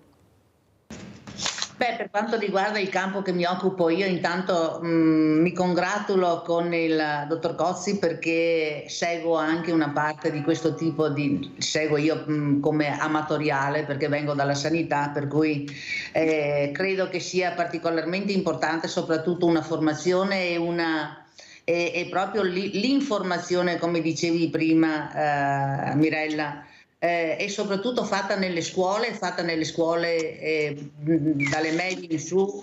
Credo che sia una cosa particolarmente importante la sensibilizzazione della popolazione anche in vista di un inverno demografico come stiamo andando incontro noi, perché se non ci sarà, come diceva il dottore prima, donatori, non ci sarà neanche la necessità che ci siano le equip particolarmente formate. Guarda, per quanto riguarda noi abbiamo dei percorsi per le persone con disabilità, soprattutto quelli intellettive e relazionali, e stiamo comunque lavorando per inserire, come è in Lombardia, proprio il progetto Dama per facilitare quando la famiglia si presenta in pronto soccorso o comunque per fare delle visite anche ambulatoriali eccetera con ragazzi con figli che hanno problemi comportamentali, la formazione di un'equipe che aiuti a visitare e comunque a fare il percorso all'interno di quello che è l'ospedale o comunque la sezione ambulatoriale. Quindi noi lavoriamo in questo senso e purtroppo mi dispiace un pochino perché il punto dolente è la prevenzione, soprattutto nelle persone con disabilità, perché non sanno dirti dove hanno male. La prevenzione è solo ed esclusivamente l'obiettività del clinico che ha davanti, insomma, quindi che visita la persona. Grazie Graziella, ecco perché capire anche l'importanza di essere molto attenti alle fragilità è fondamentale, perché loro non sanno difendersi, molte volte non sanno spiegarsi, perciò fare prevenzione con le fragilità bisogna essere anche supportati e avere un'equipe molto preparata. Allora, detto questo, andiamo a vedere invece sempre a Padova l'anniversario trapianti fegati e poi ne parliamo appunto perché ci darà i numeri, come ha detto il dottore Emanuele Cozzi, per capire l'importanza del donatori vivente o non vivente. Andiamo a vedere. 30 anni di trapianti a Padova, 2500 interventi dal 1990. 30 giorni il paziente più giovane, 70 anni il più anziano. Non c'è età neanche per i donatori. Abbiamo fatto il primo caso del mondo di un donatore di 92 anni a cuore fermo con 20 minuti di tecnica non touch, quindi un record assoluto, e il trapianto è andato benissimo, il paziente è andato a casa. Quindi i donatori non hanno limiti d'età. non c'è un limite, come dire, anagrafico di età neanche per i riceventi. Tanti i primati padovani, primo trapianto italiano di fegato da vivente nel 1997, primo trapianto italiano di fegato ausiliario nel 2007, primo autotrapianto italiano di fegato nel 2011, primo trapianto italiano con tecnica rapid nel 2019, primo trapianto italiano di 2 fegati da vivente in un unico ricevente nel 2023. Tecniche che sono cambiate negli anni, come lo sono le patologie per cui i pazienti si sottopongono all'intervento. Lo scenario è molto cambiato, non abbiamo più molti pazienti con epatite virali che vanno alla cirrosi e poi al trapianto, abbiamo molti più tumori, come dicevamo, epatocarcinoma, colangio e metastasi da tumore del colon, e abbiamo sempre più pazienti con sindrome metabolica, cioè con fegato che ha una degenerazione grassa e che va incontro a cirrosi e poi a tumore. E questa è la grande malattia del nostro secolo, e quindi un'alimentazione eccessiva su una base genetica sta diventando l'indicazione al trapianto più frequente. 30 anni che saranno festeggiati con un concerto al Gran Teatro Geox il prossimo 3 aprile. Un grande lavoro di squadra che ha la Regione tra i protagonisti assoluti, l'azienda ospedaliera universitaria, i suoi professionisti, tutta la tecnologia che c'è in azienda, ma soprattutto c'è il pensiero, va sicuramente visto e portato a tutte quelle persone che sono sensibili alla cultura della donazione e che ci permettono appunto questa attività trapiantologica. Abbiamo sentito il direttore dell'ULSS di Padova, abbiamo sentito anche il professor Cillo che abbiamo avuto ospite poco tempo fa, però quello che traspare, dottor Cozzi, è l'importanza del donatore. Adesso qui lei ci darà i numeri perché è il suo lavoro, l'importanza è che l'organo sia sano. Ecco, e cosa dobbiamo sapere? Dobbiamo sapere, avete sentito 92 anni, prego dottor Cozzi. Sì, allora dicevamo il ruolo centrale del donatore. Noi abbiamo in Italia per i donatori deceduti diciamo la legge, la normativa del cosiddetto opt-out, cioè in teoria se una persona durante la vita non esprime in maniera evidente un parere contrario alla donazione, questa persona in teoria, questo cittadino diventa un donatore. Però ovviamente nel momento in cui questa persona che non ha espresso il suo parere, se si trova appunto oramai in una terapia intensiva ed è diciamo deceduto dal punto di vista cerebrale, a quel punto noi è ovvio che anche se secondo la legge dovrebbe essere d'ufficio un donatore, è ovvio che noi avviciniamo la famiglia e quindi noi non procediamo alla rimozione degli organi o dei tessuti se la famiglia non è d'accordo. E qui ci troviamo davanti a una situazione che è purtroppo piuttosto preoccupante in alcune aree. Cioè qua noi in Italia abbiamo circa il 22 e il 23% delle famiglie che si rifiutano di donare gli organi e in questo senso tutto sommato la Regione Veneto è in una buona situazione, nel senso che è una delle regioni che maggiormente, diciamo, quando c'è un donatore i familiari danno l'assenso. Purtroppo però ci sono delle regioni sul territorio italiano dove ci sono delle famiglie che nel 50-60% dei casi si rifiutano appunto di procedere con la donazione di organi di persone che abbiamo detto purtroppo oramai sono decedute dal punto di vista, sono morte cerebralmente, sono mantenute in vita con delle macchine e a quel punto sono poche ore prima insomma di distaccare le macchine viene chiesta alla famiglia se è favorevole alla donazione degli organi. Ecco. Quindi questo è un problema, il problema delle famiglie che non sono favorevoli e lì è, come dicevate voi prima, diceva anche la dottoressa Lazzari e lei stessa Mirella, è fondamentale avere una cultura della donazione e la cultura si acquisisce non nel momento in cui oramai il parente è morto cerebralmente. Questo è un percorso che uno deve acquisire, sviluppare nel corso del processo educativo che inizia appunto dalla scuola elementare. Allora abbiamo Sandra da Padova in linea. Sandra, ti ringrazio, sono arrivate le parrucche. Tosato ti ringrazia, la signora Tosato, prego. Ciao Mirella e buongiorno agli ospiti. Sono contenta di aver portato a buon fine questa cosa e dovrei averne un'altra, la devo trovare, appena la trovo ve la spedisco. Grazie. Tra parentesi, questo è una cosa.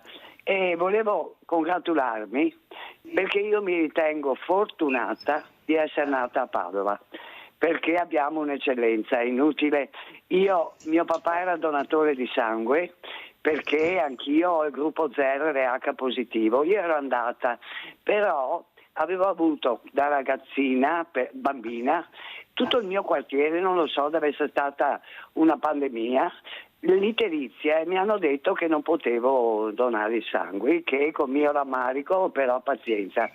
Io posso dirti, ho visto dei servizi che è vero, il resto dell'Italia non è d'accordo, cioè è restia a donare il sangue, restia, noi siamo i primi. Però devo dire anche una cosa, Mirella, ma io, scusa, siccome non sono più una ragazzina, anzi, sono una diversamente giovane, come dici te, o come dicono, io quando sono morta, ma scusate un attimo, ma cosa me ne frega? Cioè, di portarmi dietro i miei organi che possono servire. Io ho fatto un check-up fino a 2 mesi fa, dai polmoni all'intestino, persino il sangue occulto nelle feci, perché ho detto voglio, già che ci sono, fare tutto. Per fortuna è tutto a posto.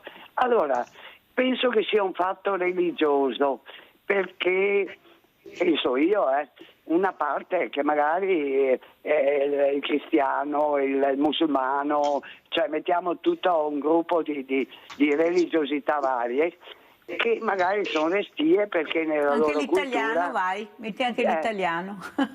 Sì, infatti sto dicendo anche cristiano. E allora, ma io penso che la vita, ascolta, si nasce, si vive e si muore, è un dato di fatto. Poi quello che avverrà il dopo non lo sa nessuno. Grazie Sandra, devo chiudere, se no non ce la faccio, ma sei stata chiarissima, ti ringrazio. Allora, siccome anche Daniele Graziella Lazzari ci deve lasciare fra poco, sentiamo come commenta, però prima del commento di Graziella Lazzari andiamo a vedere questo video molto importante sulle attività dell'ANFAS. Andiamo a vedere.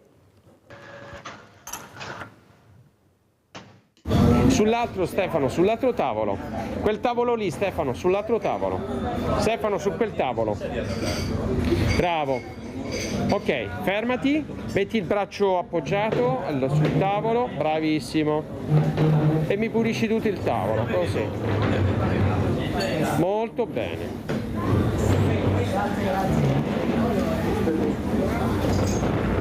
Bene, passiamo all'altro Stefano. Fai il giro di qua. Vieni di qua Stefano. Stefano, fai il giro. Ciao, ciao. Ciao carissimo. Ciao, buongiorno. Vieni Stefano, vieni avanti. Questo tavolo qui adesso. Appoggia sempre il braccio. Ok, togli questa qui, portatovaglioli. Mettilo sulla sedia. Ok, benissimo.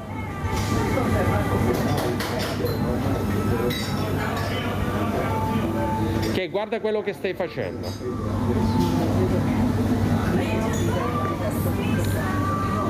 Molto bene Stefano. Adesso prendi il portatovagliolo, quello che hai messo sulla sedia, mettilo sul tavolo. Benissimo, passa su questo tavolo adesso. Benissimo, molto bene. Portatovagliolo sulla sedia. Molto bene. Appoggia il tuo braccio. Appoggia il braccio. Benissimo. Puliscilo bene. Passato bene, vai, vai. Così. Vai, vai, continua. Bravissimo. Brava, brava. Con forza anche sopra. Bravissimo. Grazie Giacomo. Grazie Giacomo.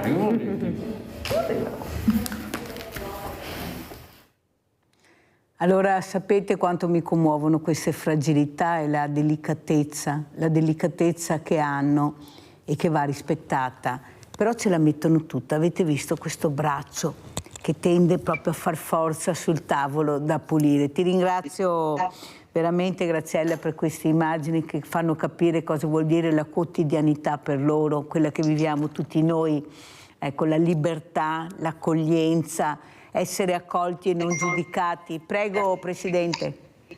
Questi sono ragazzi che sono stati inseriti in un progetto che ho fatto parecchio tempo fa e che, come diceva il dottor Dalben prima, il direttore generale dell'URSS di Padova, è un lavoro di squadra della Regione che ci ha creduto e di anche il territorio, quindi la società del territorio, perché loro stanno lavorando, come hai visto, alla Feltrinelli.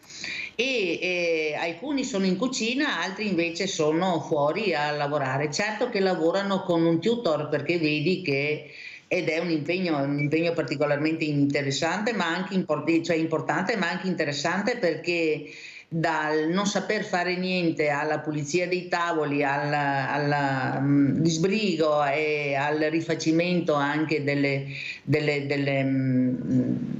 di alcune attività, mi pare che abbiamo colto sul segno quello che è un intervento di vita, ma soprattutto di qualità di vita, proprio come il dottore fa quando cambia un organo, no?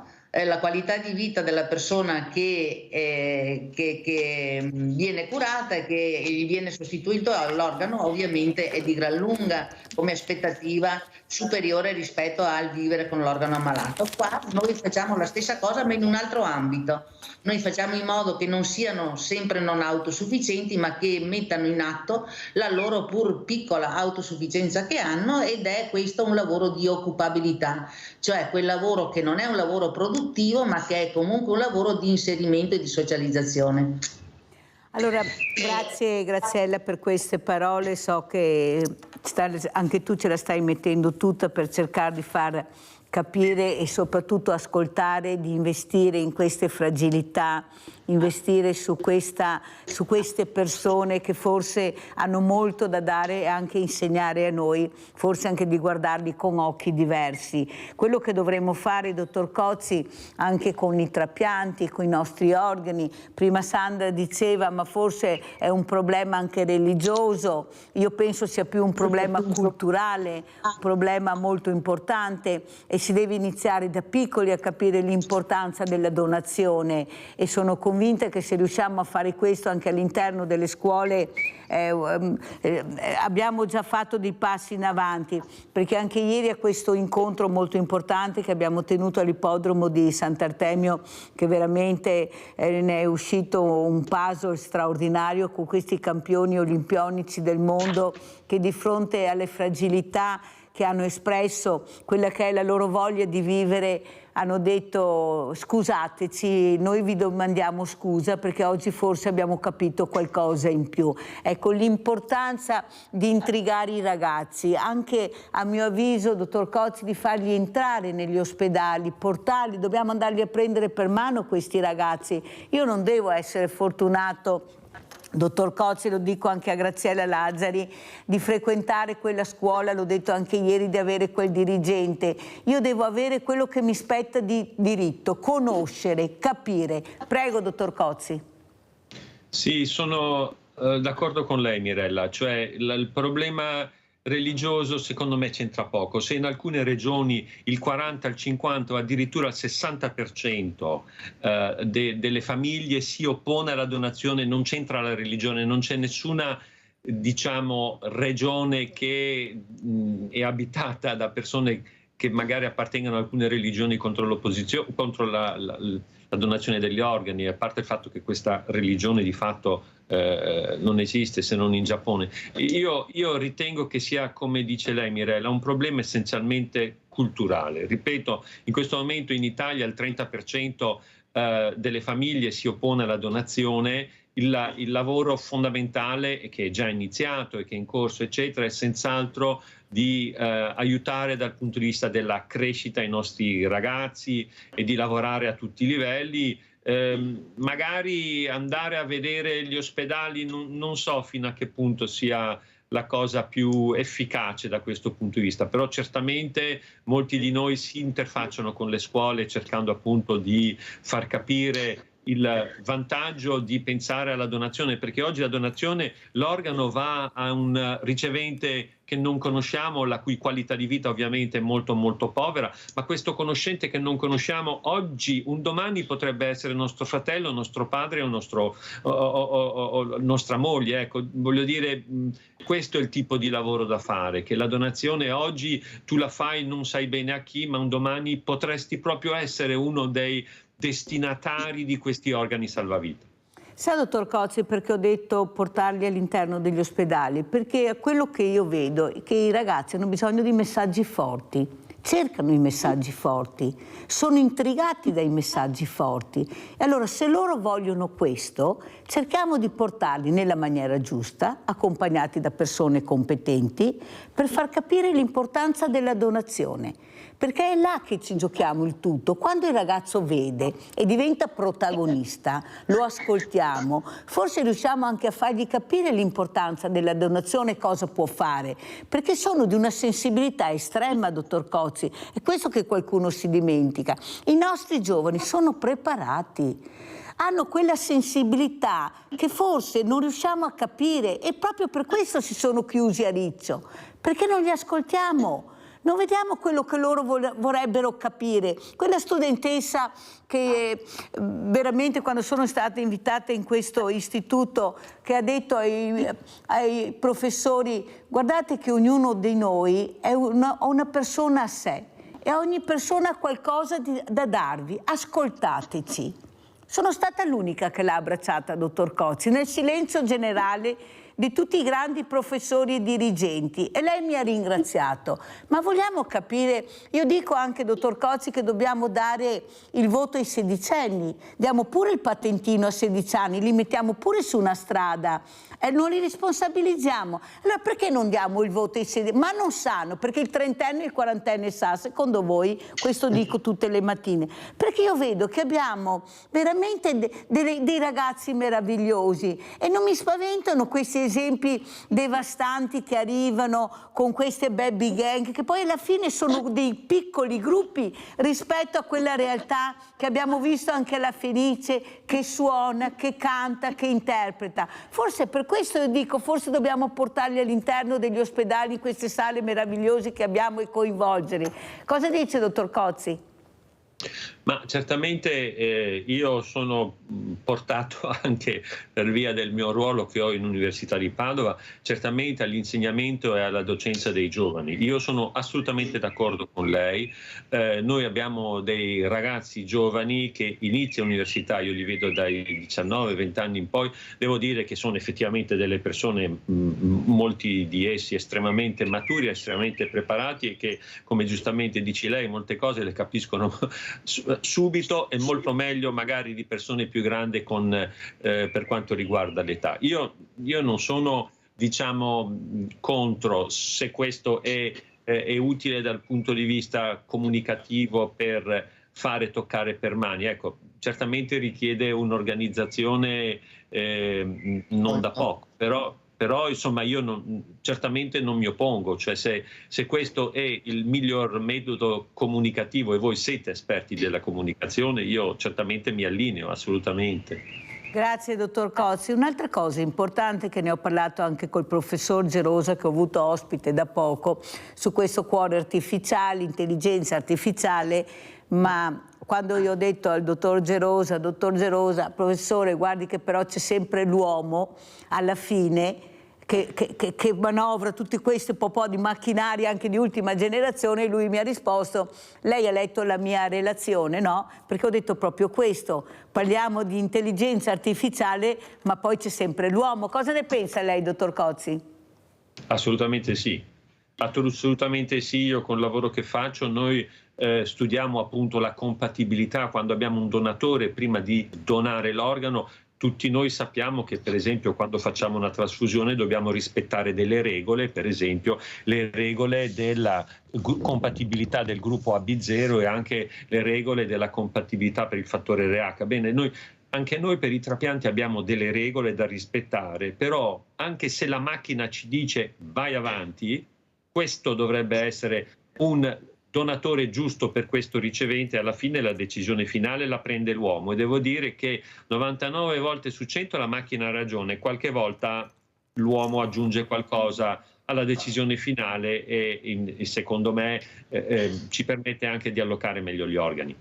La ringrazio di averlo detto, avete capito? Qualche volta invece l'uomo fa quel balzo in più, quel salto in più, forse ha capito che c'è qualcosa che non va anche in questa nuova ultima generazione di strumento. Allora Graziella Lazzari, come commenti queste parole, queste di intrigare ancora di più i ragazzi giovani anche nel mondo del volontariato? Tu lo sai quanti anni sono che io dico che non possiamo più andare a scuola a fare la lezioncina perché si sono annoiati, dopo 10 minuti se la dimenticano, ma se li riportiamo a toccare con mano quella che è la realtà, forse riusciremo a fare qualcosa di più. Questi centri estivi tutto a pagamento invece dovrebbero essere loro, anzi quelli che commettono qualche reato, forse dovrebbero essere impegnati nei centri estivi e responsabilizzati, naturalmente con educatori non da soli, però come si faceva una volta, il grande che tutela il piccolo, il fragile. Prego Graziella. Ma guarda, io lancio sia a te sia al dottor Cozzi un'idea. Le persone, soprattutto le persone giovani, ma anche un po' quelle meno giovani che hanno avuto un trapianto, potrebbero essere quelli che se si mettono a disposizione, che vanno nelle scuole per dire qual era la loro vita prima, la loro qualità di vita prima e qual è stata la qualità di vita poi. Perché questo? Perché toccano con mano, e se hanno la possibilità anche di vedere dei video, toccano con mano quello che dicevi tu prima, la realtà e anche la quotidianità delle persone, come cambia nella vita e nella realtà. Chi non lavorava, che riprende una vita normale, che può sposarsi se sono giovani, che possono fare il lavoro che amano, eccetera. Cioè reinserire in quello che è il campo della vita, che è enorme, no? Quindi questo è, secondo me, la possibilità di far conoscere. Poi far conoscere la legge, perché non so quanti conoscano la legge che stabilisce che se tu non sei un donatore d'organo, a prescindere dal fatto, quando muori puoi avere la possibilità, anzi al clinico resta la possibilità di trapiantare i tuoi organi. Bisognerebbe che fosse conosciuta molto di più, e questo è il governo, è lo Stato, è anche la comunicazione vostra. La terza cosa che vorrei dire è: diamo la possibilità ai giovani. Sì, certo, noi facciamo le pene alternative, le abbiamo fatte, ma dopo c'è, guarda, tutta una serie di cose da fare, che noi siamo burocraticamente, credo che siamo il primo paese del mondo proprio dal punto di vista della burocrazia, e quindi il lavoro è enorme per far fare anche le pene alternative. Sì, io sono d'accordo che nella comunicazione ci sia anche la visione di quello che succede, come sta succedendo adesso, tutti i video degli incidenti stradali, e quello fa sì che magari qualcuno guidi anche un po' più attentamente. Il fatto del trapianto è molto difficile portarli all'interno delle sale operatorie, perché non si possono fare così, anche il dottor Cozzi diceva prima, siamo d'accordo di portarli nelle realtà, però alcune realtà è difficile poter fare arrivare una scolaresca, magari forse qualcuno sì, ben preparato. Ma non è la sala operatoria, Graziella, ma questi hanno fatto all'interno degli ospedali, ci sono questi saloni enormi dove fanno i convegni. Infatti sai, già entrare in un ospedale... Stavo già dicendo questo, è importante. Allora, in alcuni parti noi non possiamo farlo, però in altri posti sì, come sono entrati nei reparti oncologici per bambini, quindi sì, va benissimo, perché è il toccare con mano che cosa vuol dire la realtà che ti resta. Perché quando entri in ospedale, Graziella, e qui mi allaccio anche al dottor Cozzi, già tu vedi che c'è un'altra faccia della medaglia. È un altro ambiente. È un altro ambiente. Tu vedi la tristezza, vedi la disperazione, vedi il sorriso.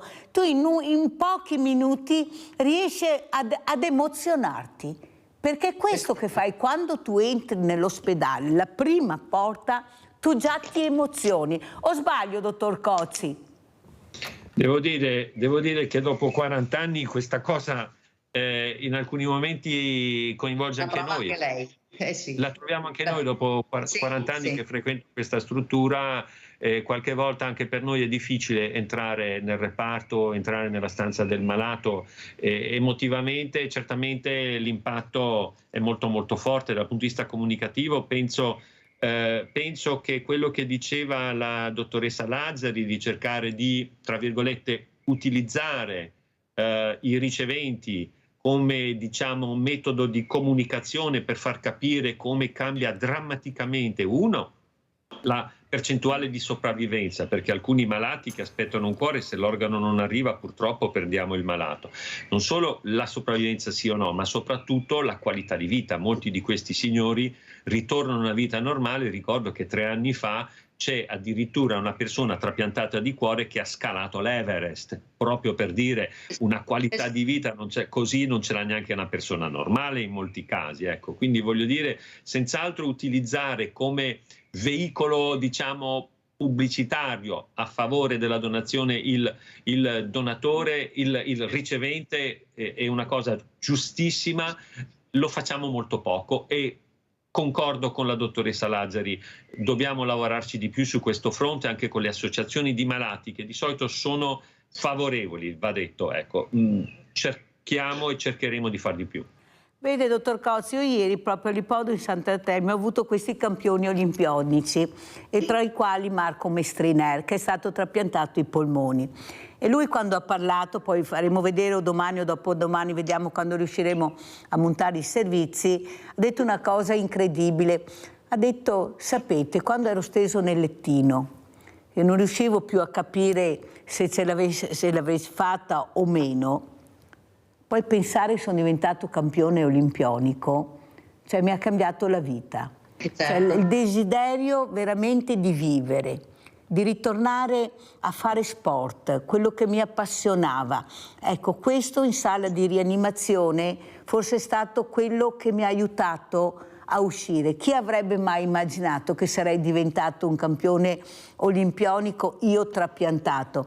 Pensi, dottor Cozzi, che messaggio importante ha dato ieri questo ragazzo, che ho avuto anche in trasmissione anche recentemente, ma che spero ritorni, perché questi sono i messaggi che dobbiamo dare ai ragazzi: la speranza, la voglia di vivere, puoi rinascere, non è vero perché sei trapiantato che hai finito tutto, oppure con le stomie, anche se hai una stomia importante puoi fare sport, lo sport ti fa staccare la spina, ti aiuta, e questo è il messaggio che abbiamo voluto dare ieri in questo convegno importante tra campioni olimpionici, medici, chirurghi, chi ne ha più ne metta, riabilitazione. Prego, dottor Cozzi. No, è corretto. Dal punto di vista comunicativo, cioè, ha un impatto molto forte vedere una persona che dal letto dello... Mi sentite, sì? Sì, bene, dottore. Sì, il passaggio dal letto della terapia intensiva, dove magari questo malato è addirittura intubato perché non ce la fa più a respirare con il suo vecchio polmone, a diventare un campione olimpico, chiaramente è dal punto di vista comunicativo una situazione che si commenta da sola e che convince anche le persone che sono meno convinte sulla utilità del trapianto. Però io ritengo che in questo momento, d'accordo con lei, non è possibile che una famiglia su 3 non sia favorevole alla donazione degli organi in Italia. Ripeto, alcune regioni vanno molto bene, come il Veneto, abbiamo detto, il 20% solamente di rifiuto alla donazione, però ripeto, insomma, c'è una regione italiana in cui il rifiuto è del 65-66%, lì bisogna lavorare parecchio. Allora salutiamo Graziella Lazzari con queste foto che ci ha mandato, queste attività dell'ANFAS. Prego Graziella, vediamo le foto, come ci saluti, prego. Cari. Stanno facendo la preparazione per tutti i regali, ecco vedi, per tutti i regali di Natale che hanno voluto fare, hanno scelto loro come fare i regali di Natale. Quelle sono borse che hanno fatto loro, compriamo la borsa e dopo, e questo anche è un orologio che viene fatto nel nostro centro diurno, perché adesso i centri diurni non sono più i fioretti secchi e basta, quindi è proprio, loro stanno vivendo nella loro casa, la loro realtà, con tutte le festività, con tutte le annualità e anche con gli scontri e con i riabbracci, quindi è sempre molto bello. Beh, io come lavoravo nei miei reparti di medicina, così lavoro insieme con loro qua adesso, non c'è niente che non possa essere nella vita un qualcosa di positivo anche nelle negatività più profonde. Ma soprattutto quello che io ti ringrazio è capire l'importanza di conoscere... Scusami, qua stanno facendo i lavori delle erbe aromatiche che vendiamo. Pensate cosa fanno, l'importanza di staccare la spina conoscendo altre realtà, uscendo dai soliti luoghi, tu l'hai capito questo, anche se facciamo una fatica enorme, ma ci stiamo provando almeno, ecco, di far capire per loro cosa vuol dire trovarsi con altre realtà, come a Villa Margherita Inclusiva che abbiamo fatto col giardinaggio, perciò capite veramente l'importanza anche a queste persone di dare la quotidianità che viviamo noi, incontrando anche persone diverse. Grazie a Graziella Lazzari Peroni, Presidente ANFAS Veneto Mestre, di essere stata con noi. Ci vediamo, Graziella, grazie. Dottore Emanuele Cozzi, come ci saluta? Io la ringrazio e la saluto anch'io, la dottoressa Graziella, certo. Arrivederci, grazie anche al dottore Emanuele Cozzi, direttore azienda ospedaliera Università di Padova, imunologia dei trapianti, di essere stato con noi. Grazie, pubblicità.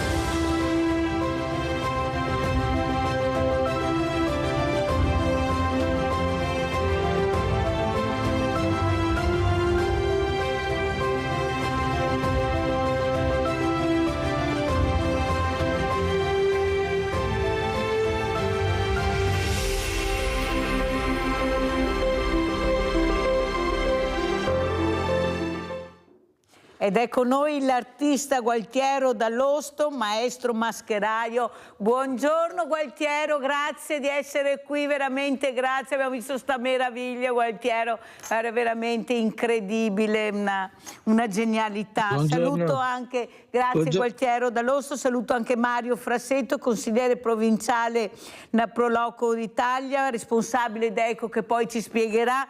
Io partirei subito con l'artista, questa meraviglia. Siamo partiti all'inizio, Gualtiero, con Cesare De Stefani, un artigiano.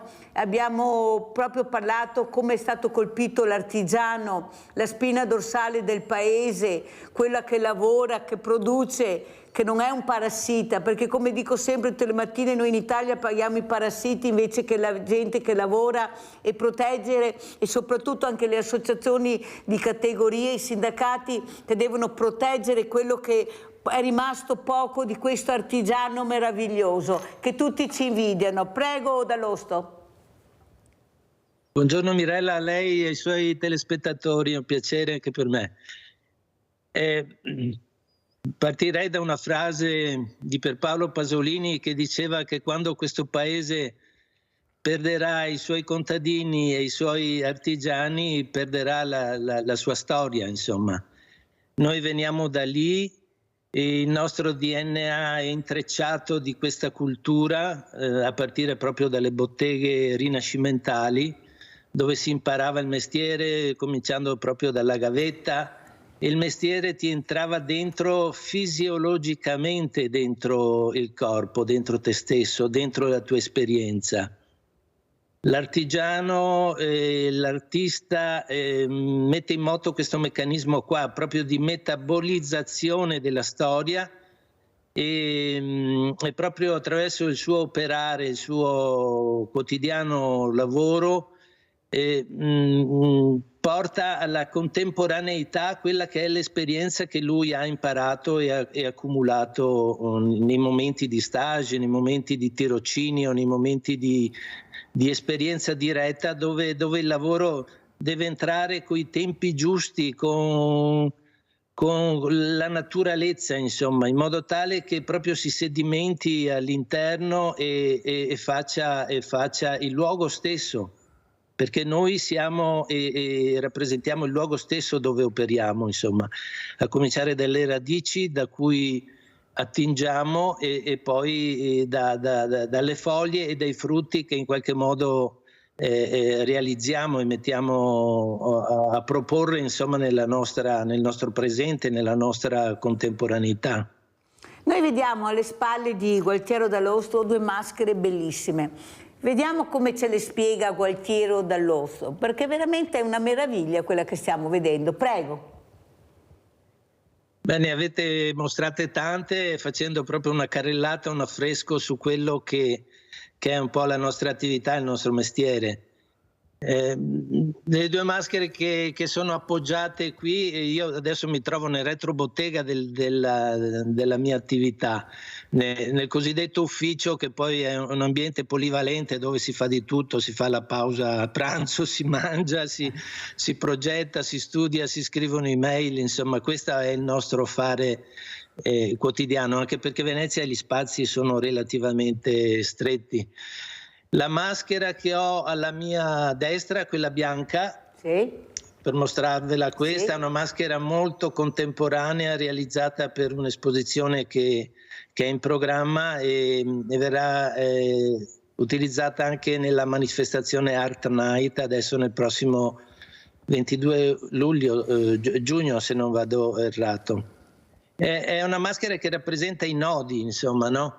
Noi siamo pieni di nodi da risolvere, insomma, per cui lascio che parli la maschera stessa. I nodi sono sia all'esterno che all'interno della maschera, che in qualche modo è il simbolo e la metafora di quello che siamo noi. La maschera accompagna l'uomo dalla sua preistoria e parallelamente lo accompagna proprio rappresentandolo e facendo metafora di chi è e del suo interrogarsi anche su se stesso, insomma.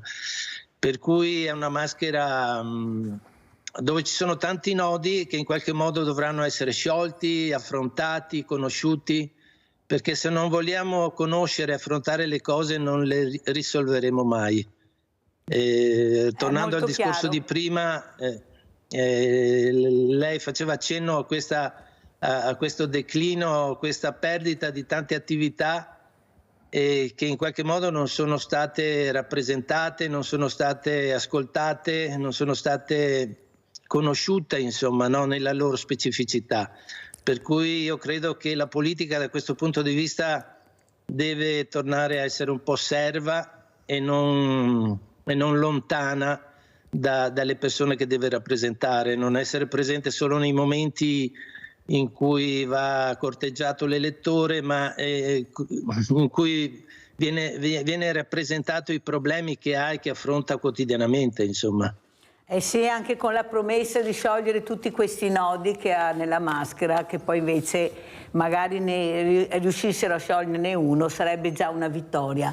Allora, Frassetto, come commenta queste parole di questo artigiano che ce la sta mettendo tutta per sopravvivere, per stare a galla in un momento anche molto difficile anche per le pro loco? Anzi, facciamo gli auguri a Giovanni Folador, che è stato nominato un'altra volta presidente, sì, la quinta volta mi sembra. Sì, ecco, vuol dire che ha seminato bene e raccoglie bene. Prego, Frassetto. Venerdì 17, normalmente dicono che venerdì 17 porta... Invece Giovanni Folador ha portato bene. Ha portato molto bene perché ha una squadra di 19 consiglieri provinciali che è tutta gente che collabora e giovani. Io nel commentare quello che ha detto Gualtiero non sono in grado di commentarlo perché lui ha detto una realtà, purtroppo stanno scomparendo gli artigiani, gli artisti, le piccole manifestazioni importanti. Adesso abbiamo tutto grande, abbiamo i centri commerciali, abbiamo le grandi manifestazioni, però le piccole cose stanno scomparendo. Perciò io, più che fare gli auguri a Gualtiero che se li merita, non posso fare. Però dobbiamo fare gli auguri anche a questi volontari che cercano di tenere in piedi queste pro loco dove veramente la famiglia, grazie a queste sagre, che fra poco si spera che il tempo anche migliori, riusciranno a far sì che noi socializziamo, noi vediamo le famiglie intere, questo è bellissimo. Io ho detto prima a Frassetto che terrei le sagre 15 giorni come si faceva una volta quando il re e la regina festeggiavano, si faceva festa per 15 giorni, qua c'è un mortorio, a parte qualche fin settimana, anche sui posti più belli del mondo, ma veramente un mortorio unico. Frassetto, sarà qualcosa per far muovere, ho capito che ci vogliono impegno, ci vogliono volontari, ci vogliono soldi, ma bisogna anche capire che questo cittadino, questo paesano, questa persona ha bisogno di socializzare, di staccare la spina. Frassetto. Sì, normalmente le sagre, non 15 giorni, ma 11-12 giorni, quello è il periodo che dura una sagra. E diciamo che ce ne sono diverse nelle nostre zone e anche molto, ma molto belle. Poi adesso ci sono anche dei ragazzi che hanno creato un sito per le sagre di qualità, danno dei voti alla sì, sagra. Abbiamo avuti anche oggi. Sì, danno dei voti alla sagra e sono veramente dei ragazzi, dei volontari in gamba, diciamo. Poi c'è un'altra cosa da dire, che la burocrazia è tanta, però noi in provincia di Treviso siamo stati anche fortunati perché abbiamo un BIM dove sono tutti i comuni che hanno fatto come un consorzio per le pratiche di queste manifestazioni. Adesso è molto facile, telematicamente si può fare, Cescon è una persona molto preparata, lui ti risolve tutti i problemi. Anche perché sennò da soli non ce l'avrebbero fatta, Frassetto, diciamo la verità. È nato questo perché si sono resi conto che sennò le preloco andavano in fondo, questa è la verità. Anche perché si doveva rispettare gli orari dei dipendenti comunali, perché loro hanno il suo orario di lavoro. Noi, essendo dei volontari, abbiamo il nostro tempo libero, E così adesso è più facile organizzare queste manifestazioni. Poi diciamo che diventano ripetitive come manifestazioni e essendo ripetitive c'è poco da correggere l'anno successivo, però c'è sempre da lavorare lo stesso tanto. Allora, torniamo da Gualtiero Dall'Osto, questa Venezia che abbiamo visto anche all'inizio con Daniele Minotto, vice direttore dell'Associazione Veneziana Albergatori. Veramente, nonostante questo ticket d'ingresso, è presa d'assalto, ecco, è l'unica città al mondo. Gualtiero Dall'Osto, come la vedi invece dalla sua angolazione? Com'è l'angolazione di Venezia, di Gualtiero Dall'Osto, proprio a livello turistico? È l'angolazione di uno che non la vede da fuori, ma che ci abita, che ci vive dentro, che ha visto che in pochi decenni questa città da abitata, piena di attività, è diventata in qualche modo un albergo diffuso, insomma, un aeroporto, un luogo dove manca, come dire, una cultura, una radice di umanità che vive e stabilisce relazioni e contatti.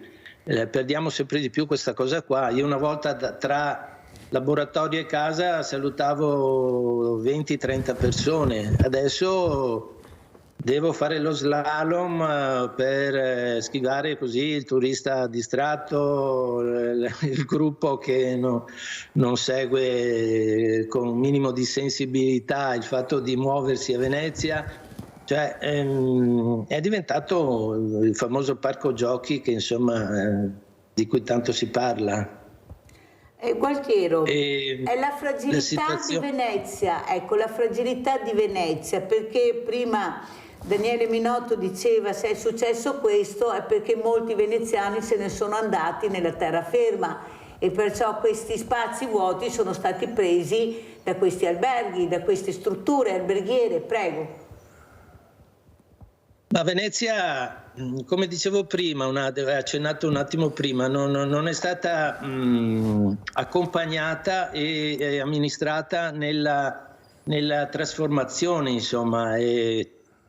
Gli artigiani che sono in qualche modo le cellule viventi di questa città. Venezia è una città a misura d'uomo, proprio a sezione aurea umana, insomma, non ha grandissimi spazi, è fatta proprio per queste attività creative, artistiche, che si possono anche trasformare nella nostra contemporaneità. Non è detto che debbano morire o come si è lasciarle perdere, insomma.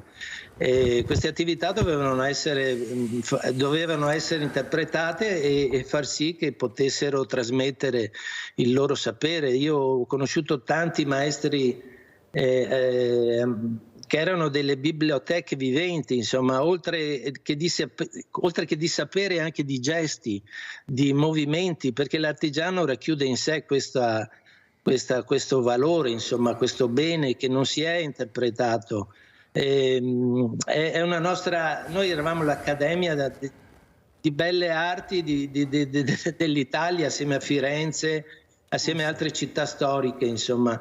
I centri storici andrebbero, secondo me, recuperati e rigenerati con queste attività, perché sono anche attività stanziali, permettono magari di creare famiglia, di fare dei figli, di ricominciare a rigenerare, insomma, un tessuto che abbiamo perso. I giovani e proprio l'artigianità, come la vede Gualtiero Dall'Osto? Sembra che questi giovani non abbiano voglia di fare niente, non abbiano voglia di imparare anche lavori nuovi. Io non sono di questa idea, bisogna dare il gioco che a loro piace e uno di questi giochi potrebbe essere anche quello della maschera. Io l'ho vista a Villa Margherita, l'interesse di farsi la maschera, di portarsi a casa la maschera. Non è vero che è così, bisogna accompagnarli, questo sì. Non è che a 20 anni puoi dirgli fai la maschera, cioè devi iniziare, perché poi è la maschera che loro indossano, perché è la maschera che loro realizzano. Prego Gualtiero. Assolutamente, io vengo adesso dal laboratorio di là dove abbiamo 6 stagisti che fanno il progetto alternanza scuola-lavoro di Castelfranco, del liceo artistico Rosselli, se non vado errato.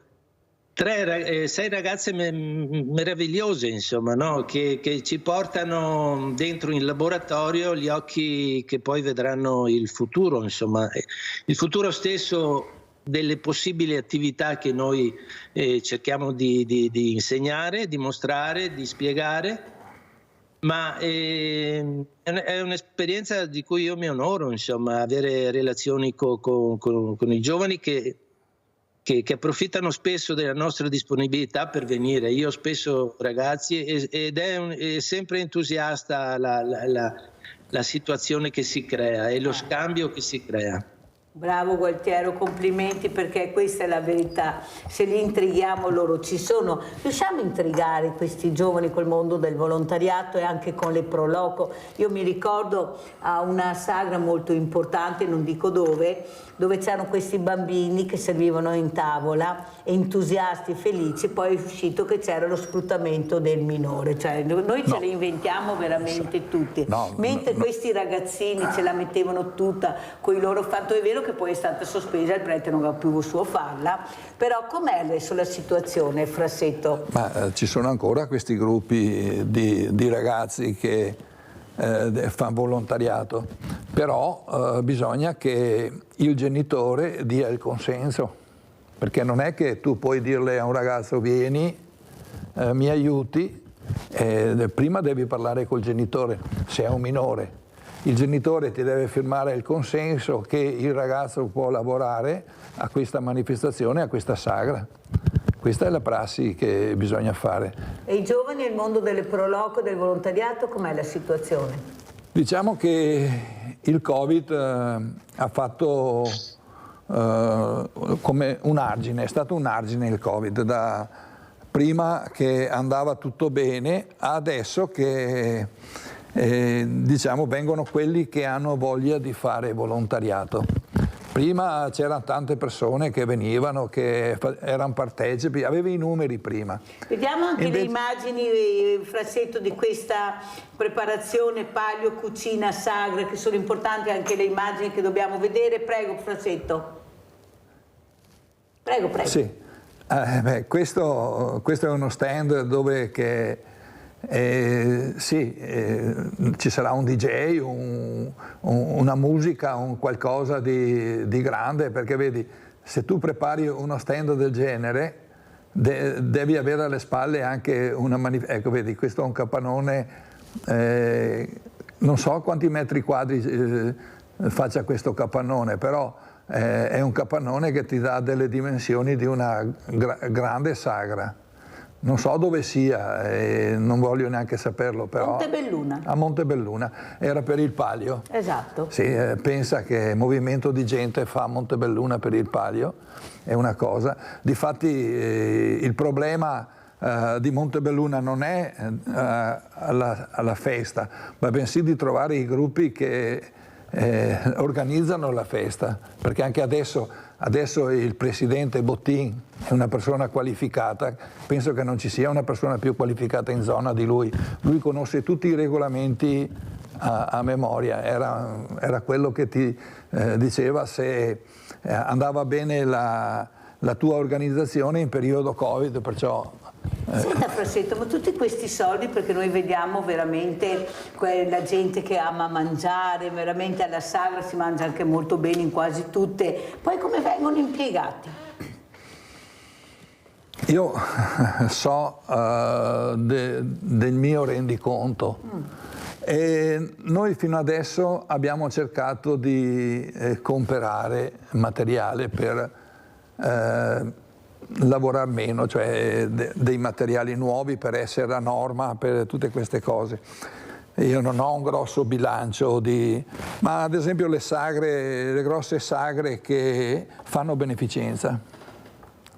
Fanno beneficenza le Proloco? Sì, le Proloco fanno beneficenza, hanno dei punti, non so, dell'Advar o Aviano, cioè hanno dei punti, oppure alla chiesa, all'asilo. Ognuno decide di fare un qualcosa. Alla struttura che è più vicino. Ma l'utile va in beneficenza. È buono a sapersi questo. Mirella da Riese più Decimo, vai Mirella. Ciao Mirella e buongiorno al suo ospite. Allora adesso è proprio un bel momento che avete parlato delle sagre. Io sono stata a 14 sagre e ne ho visto una più bella dell'altra, specialmente andare a mangiare. E c'erano anche i bambini che portavano i piatti, portavano le salviette, portavano, ti aiutavano insomma. Però era bellissimo, bellissimo, anche il palco, le orchestre, si ballava. Adesso non posso più andare perché ormai sono sola, ecco. Però dico, mi sono divertita molto più tempi là.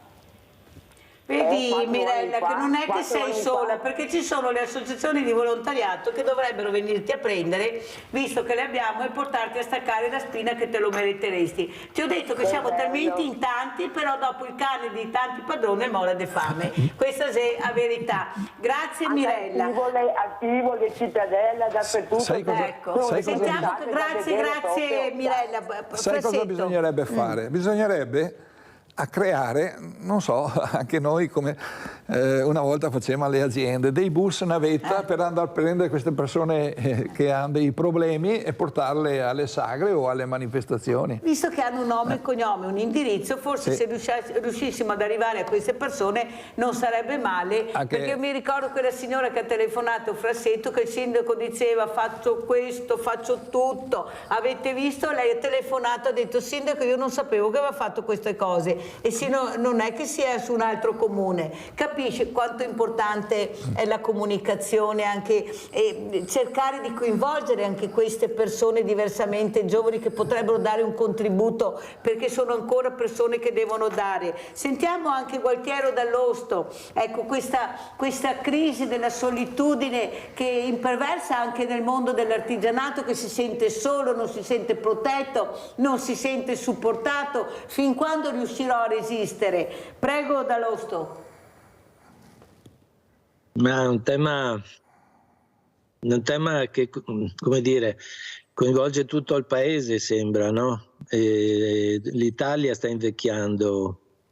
Abbiamo perso il contatto, tornando al tema di prima, che poi però è collegato anche a questo, abbiamo perso il contatto anche con i giovani e con le occasioni e le condizioni che si devono creare per trasmettere delle esperienze, dei saperi, delle buone educazioni. Cioè, è diventato complicato avere una persona in laboratorio che ti chiede di venire per fare delle esperienze, è impossibile. Cioè, devi passare attraverso delle regole che... Cioè, una volta che univa tutto ciò era la passione, la volontà e la voglia di imparare. Adesso questa volontà viene mortificata da troppe regole controproducenti, insomma, per quello che riguarda la trasmissione delle cose e dei saperi. E poi però queste cose fanno comunità, fanno relazioni, uniscono le generazioni, no?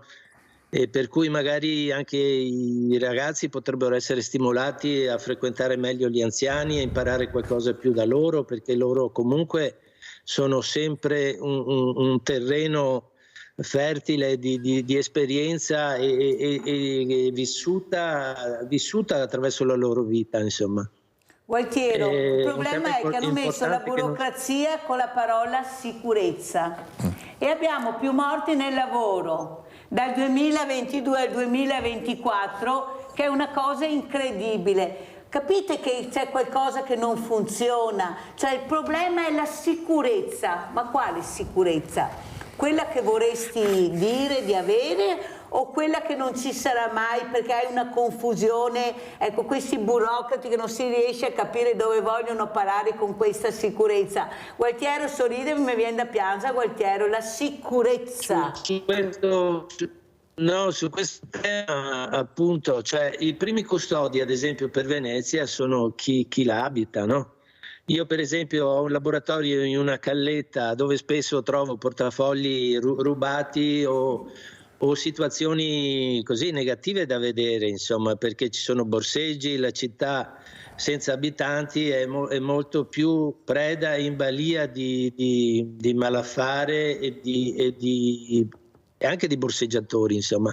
Allora io, quando avevo qualche responsabilità anche come presidente dei mascherai eccetera, dicevo, andavo proprio, incontravo la questura e dicevo, ma guardate che noi siamo i primi custodi, i primi responsabili di quello che succede se creiamo un evento, prendetevela con noi, che saremo responsabili diretti di quello che faremo e anche vi aiuteremo, se serve, a garantire la sicurezza in quel posto dove siamo noi. Ecco, questo tipo di legame, di collegamento, di intreccio è sempre più non esiste più, insomma, non esiste più. Noi siamo dei signori.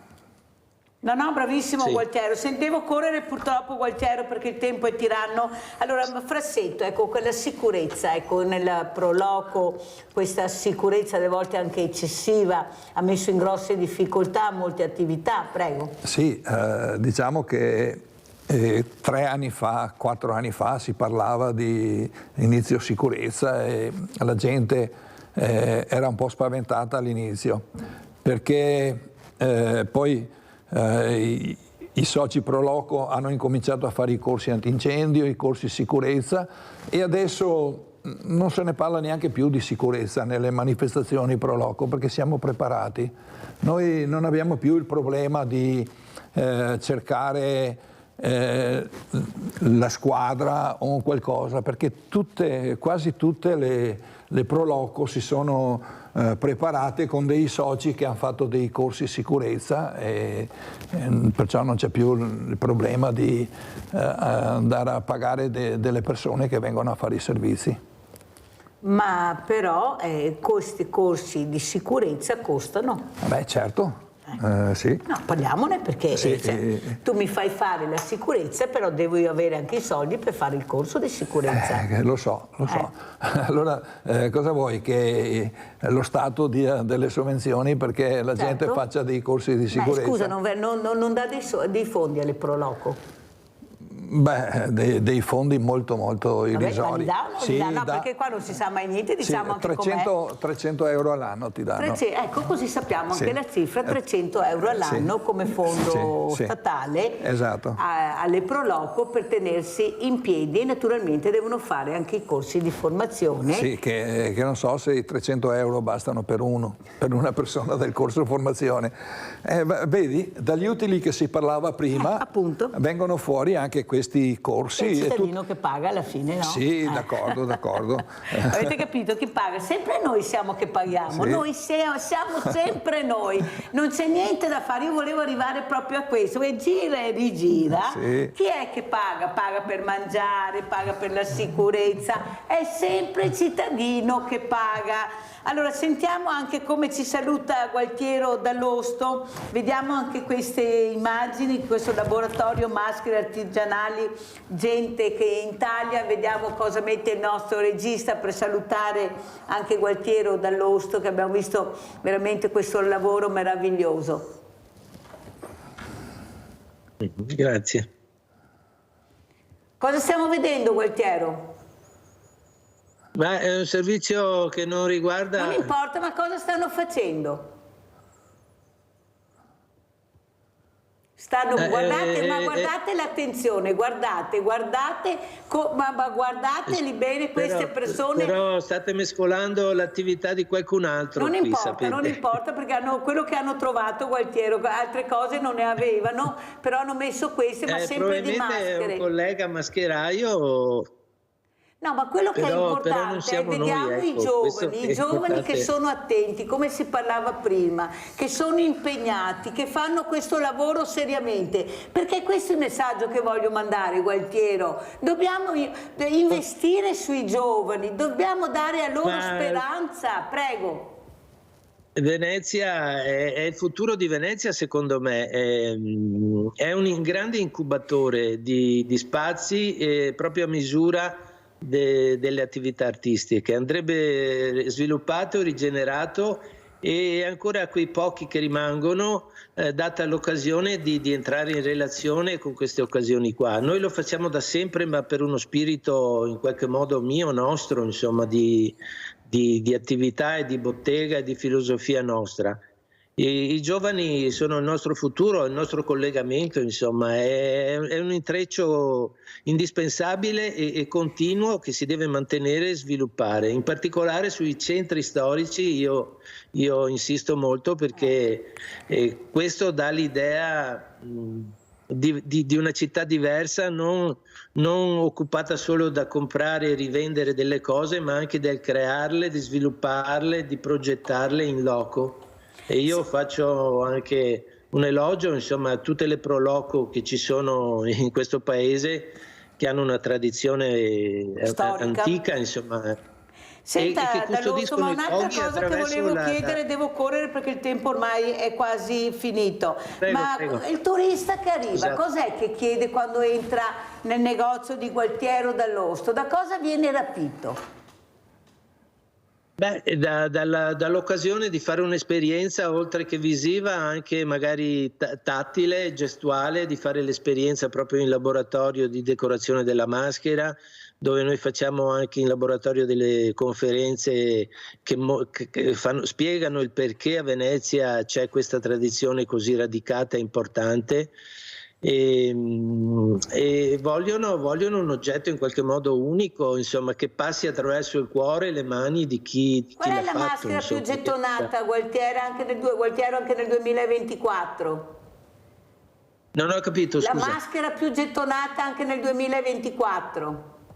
Ma non esiste, anche perché noi abbiamo una clientela in qualche modo internazionale, quella che offre Venezia, e che cambia continuamente, tra l'altro, è condizionata e per cui la varietà ci sorprende sempre, insomma, nel senso che sono loro che ci conducono anche a realizzare molte cose nuove, in base proprio alle novità che ci portano, alle esigenze diverse di cui vogliono in qualche modo appropriarsi. Ma quella Poi che resiste, Gualtiero, dai, la maschera che resiste, dai che dopo andiamo in campo politico, che maschera diamo ai politici, Gualtiero, dai vediamo, che maschera diamo, quella con i nodi dietro Gualtiero, quale? O quella col naso lungo, la storica? Ce ne sono tante, anche perché noi sedimentiamo una storia incredibile e Venezia è proprio un palcoscenico di una realtà che dalla commedia dell'arte alla tradizione veneziana, al teatro, alle maschere contemporanee è incredibile, per cui adesso per esempio io sto lavorando a delle maschere che soffiano per creare proprio una vetrina per il trionfo dei maestri che soffiano il vetro. Ah sì, bravo Gualtiero. Guarda. Anche noi soffiamo, Gualtiero, e soffiamo molto anche, Gualtiero, specialmente in questo periodo. Allora io ringrazio tantissimo Gualtiero Dall'Osto, artista mascheraio di Venezia, grazie di essere stato con noi, di averci fatto vedere questa meraviglia. Avete sentito, volevo portarlo nel tranello ma non c'è cascato. Gualtiero è molto attento perché la politica domina in questi giorni, anzi i politicanti che promettono, guardate i nodi, mi piace da morire quella maschera con i nodi, la porterei tantissimo a tanti, ecco, sciogli questi nodi e poi vediamo se ti do il voto. Come i tuoi ricci. Frassetto, come ci saluta? Vi saluto dicendo che venerdì 17 abbiamo fatto l'assemblea 17 maggio a Sernaglia della Battaglia, dove che il nostro presidente Giovanni Folladore è stato rieletto per la quinta volta presidente provinciale, e faccio gli auguri al candidato presidente regionale, perché io quel giorno non ci sarò perché ho una manifestazione, coincidenza, e non posso esserci. E vedi, 19 sono... Veloce, perché siamo in chiusura? Sì, 19 sono i consiglieri provinciali. Una bella squadra. E ognuno ha un compito, cioè quello delle delizie d'autunno, quello dei fiori d'inverno. Io sono stato designato con le DECO, sono le denominazioni comunali. fa parte del Deco Veneto. Cosa sono? Sono quei prodotti che il sindaco dichiara che sono del territorio, ad esempio la patata del Montello, la patata di Pagnano, il verdon di Roncade, la mela di Monfumo, il miele di Acacia. Perciò chi ne ha più ne metta, ne abbiamo talmente tanti. Grazie anche a Mario Frassetto, consigliere provinciale delle Pro Loco d'Italia. Grazie a voi. Adesso andiamo a pranzo con la proposta di Mirella. Crema di asparagi. Come la maggior parte delle piante, anche l'asparago ha proprietà curative. In erboristeria si utilizzano soprattutto le radici, ma anche le punte possiedono ottime proprietà curative, essendo infatti altamente diuretiche e ricche di vitamine. Ingredienti per 4 persone: 600 g di asparagi verdi surgelati, 1 litro di brodo vegetale, mezzo bicchiere di vino bianco, 2 cucchiai di farina, 50 g di burro, mezza cipolla a fettine, panna da cucina, sale, pepe.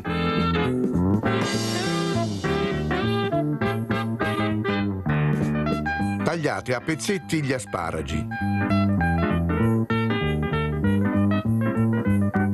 Tenete da parte le punte.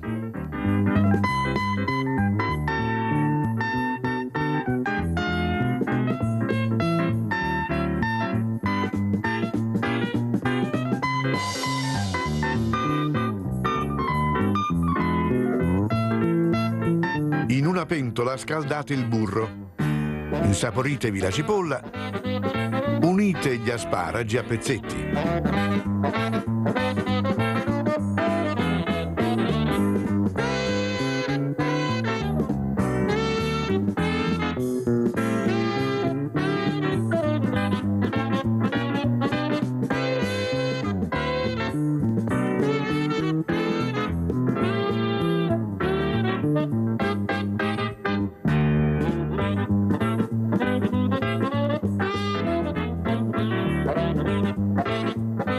Dopo pochi minuti cospargete con la farina, mescolate, versate vino e brodo.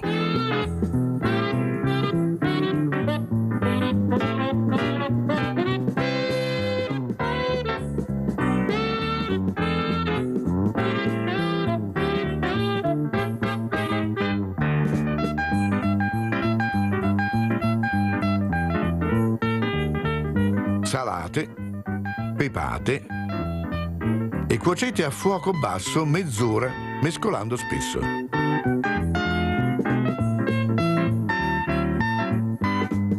In una pentolina versate 2 bicchieri d'acqua, salate, portate a bollore, scottatevi le punte di asparagi per 2 minuti.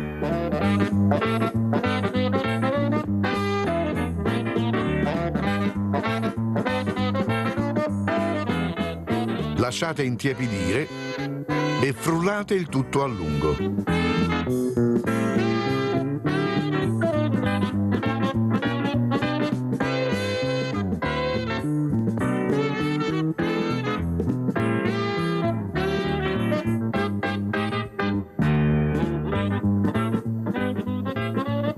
Rimettete il frullato nella pentola. Ponete sul fuoco. Aggiungete le punte di asparagi e 2 o 3 cucchiai di panna.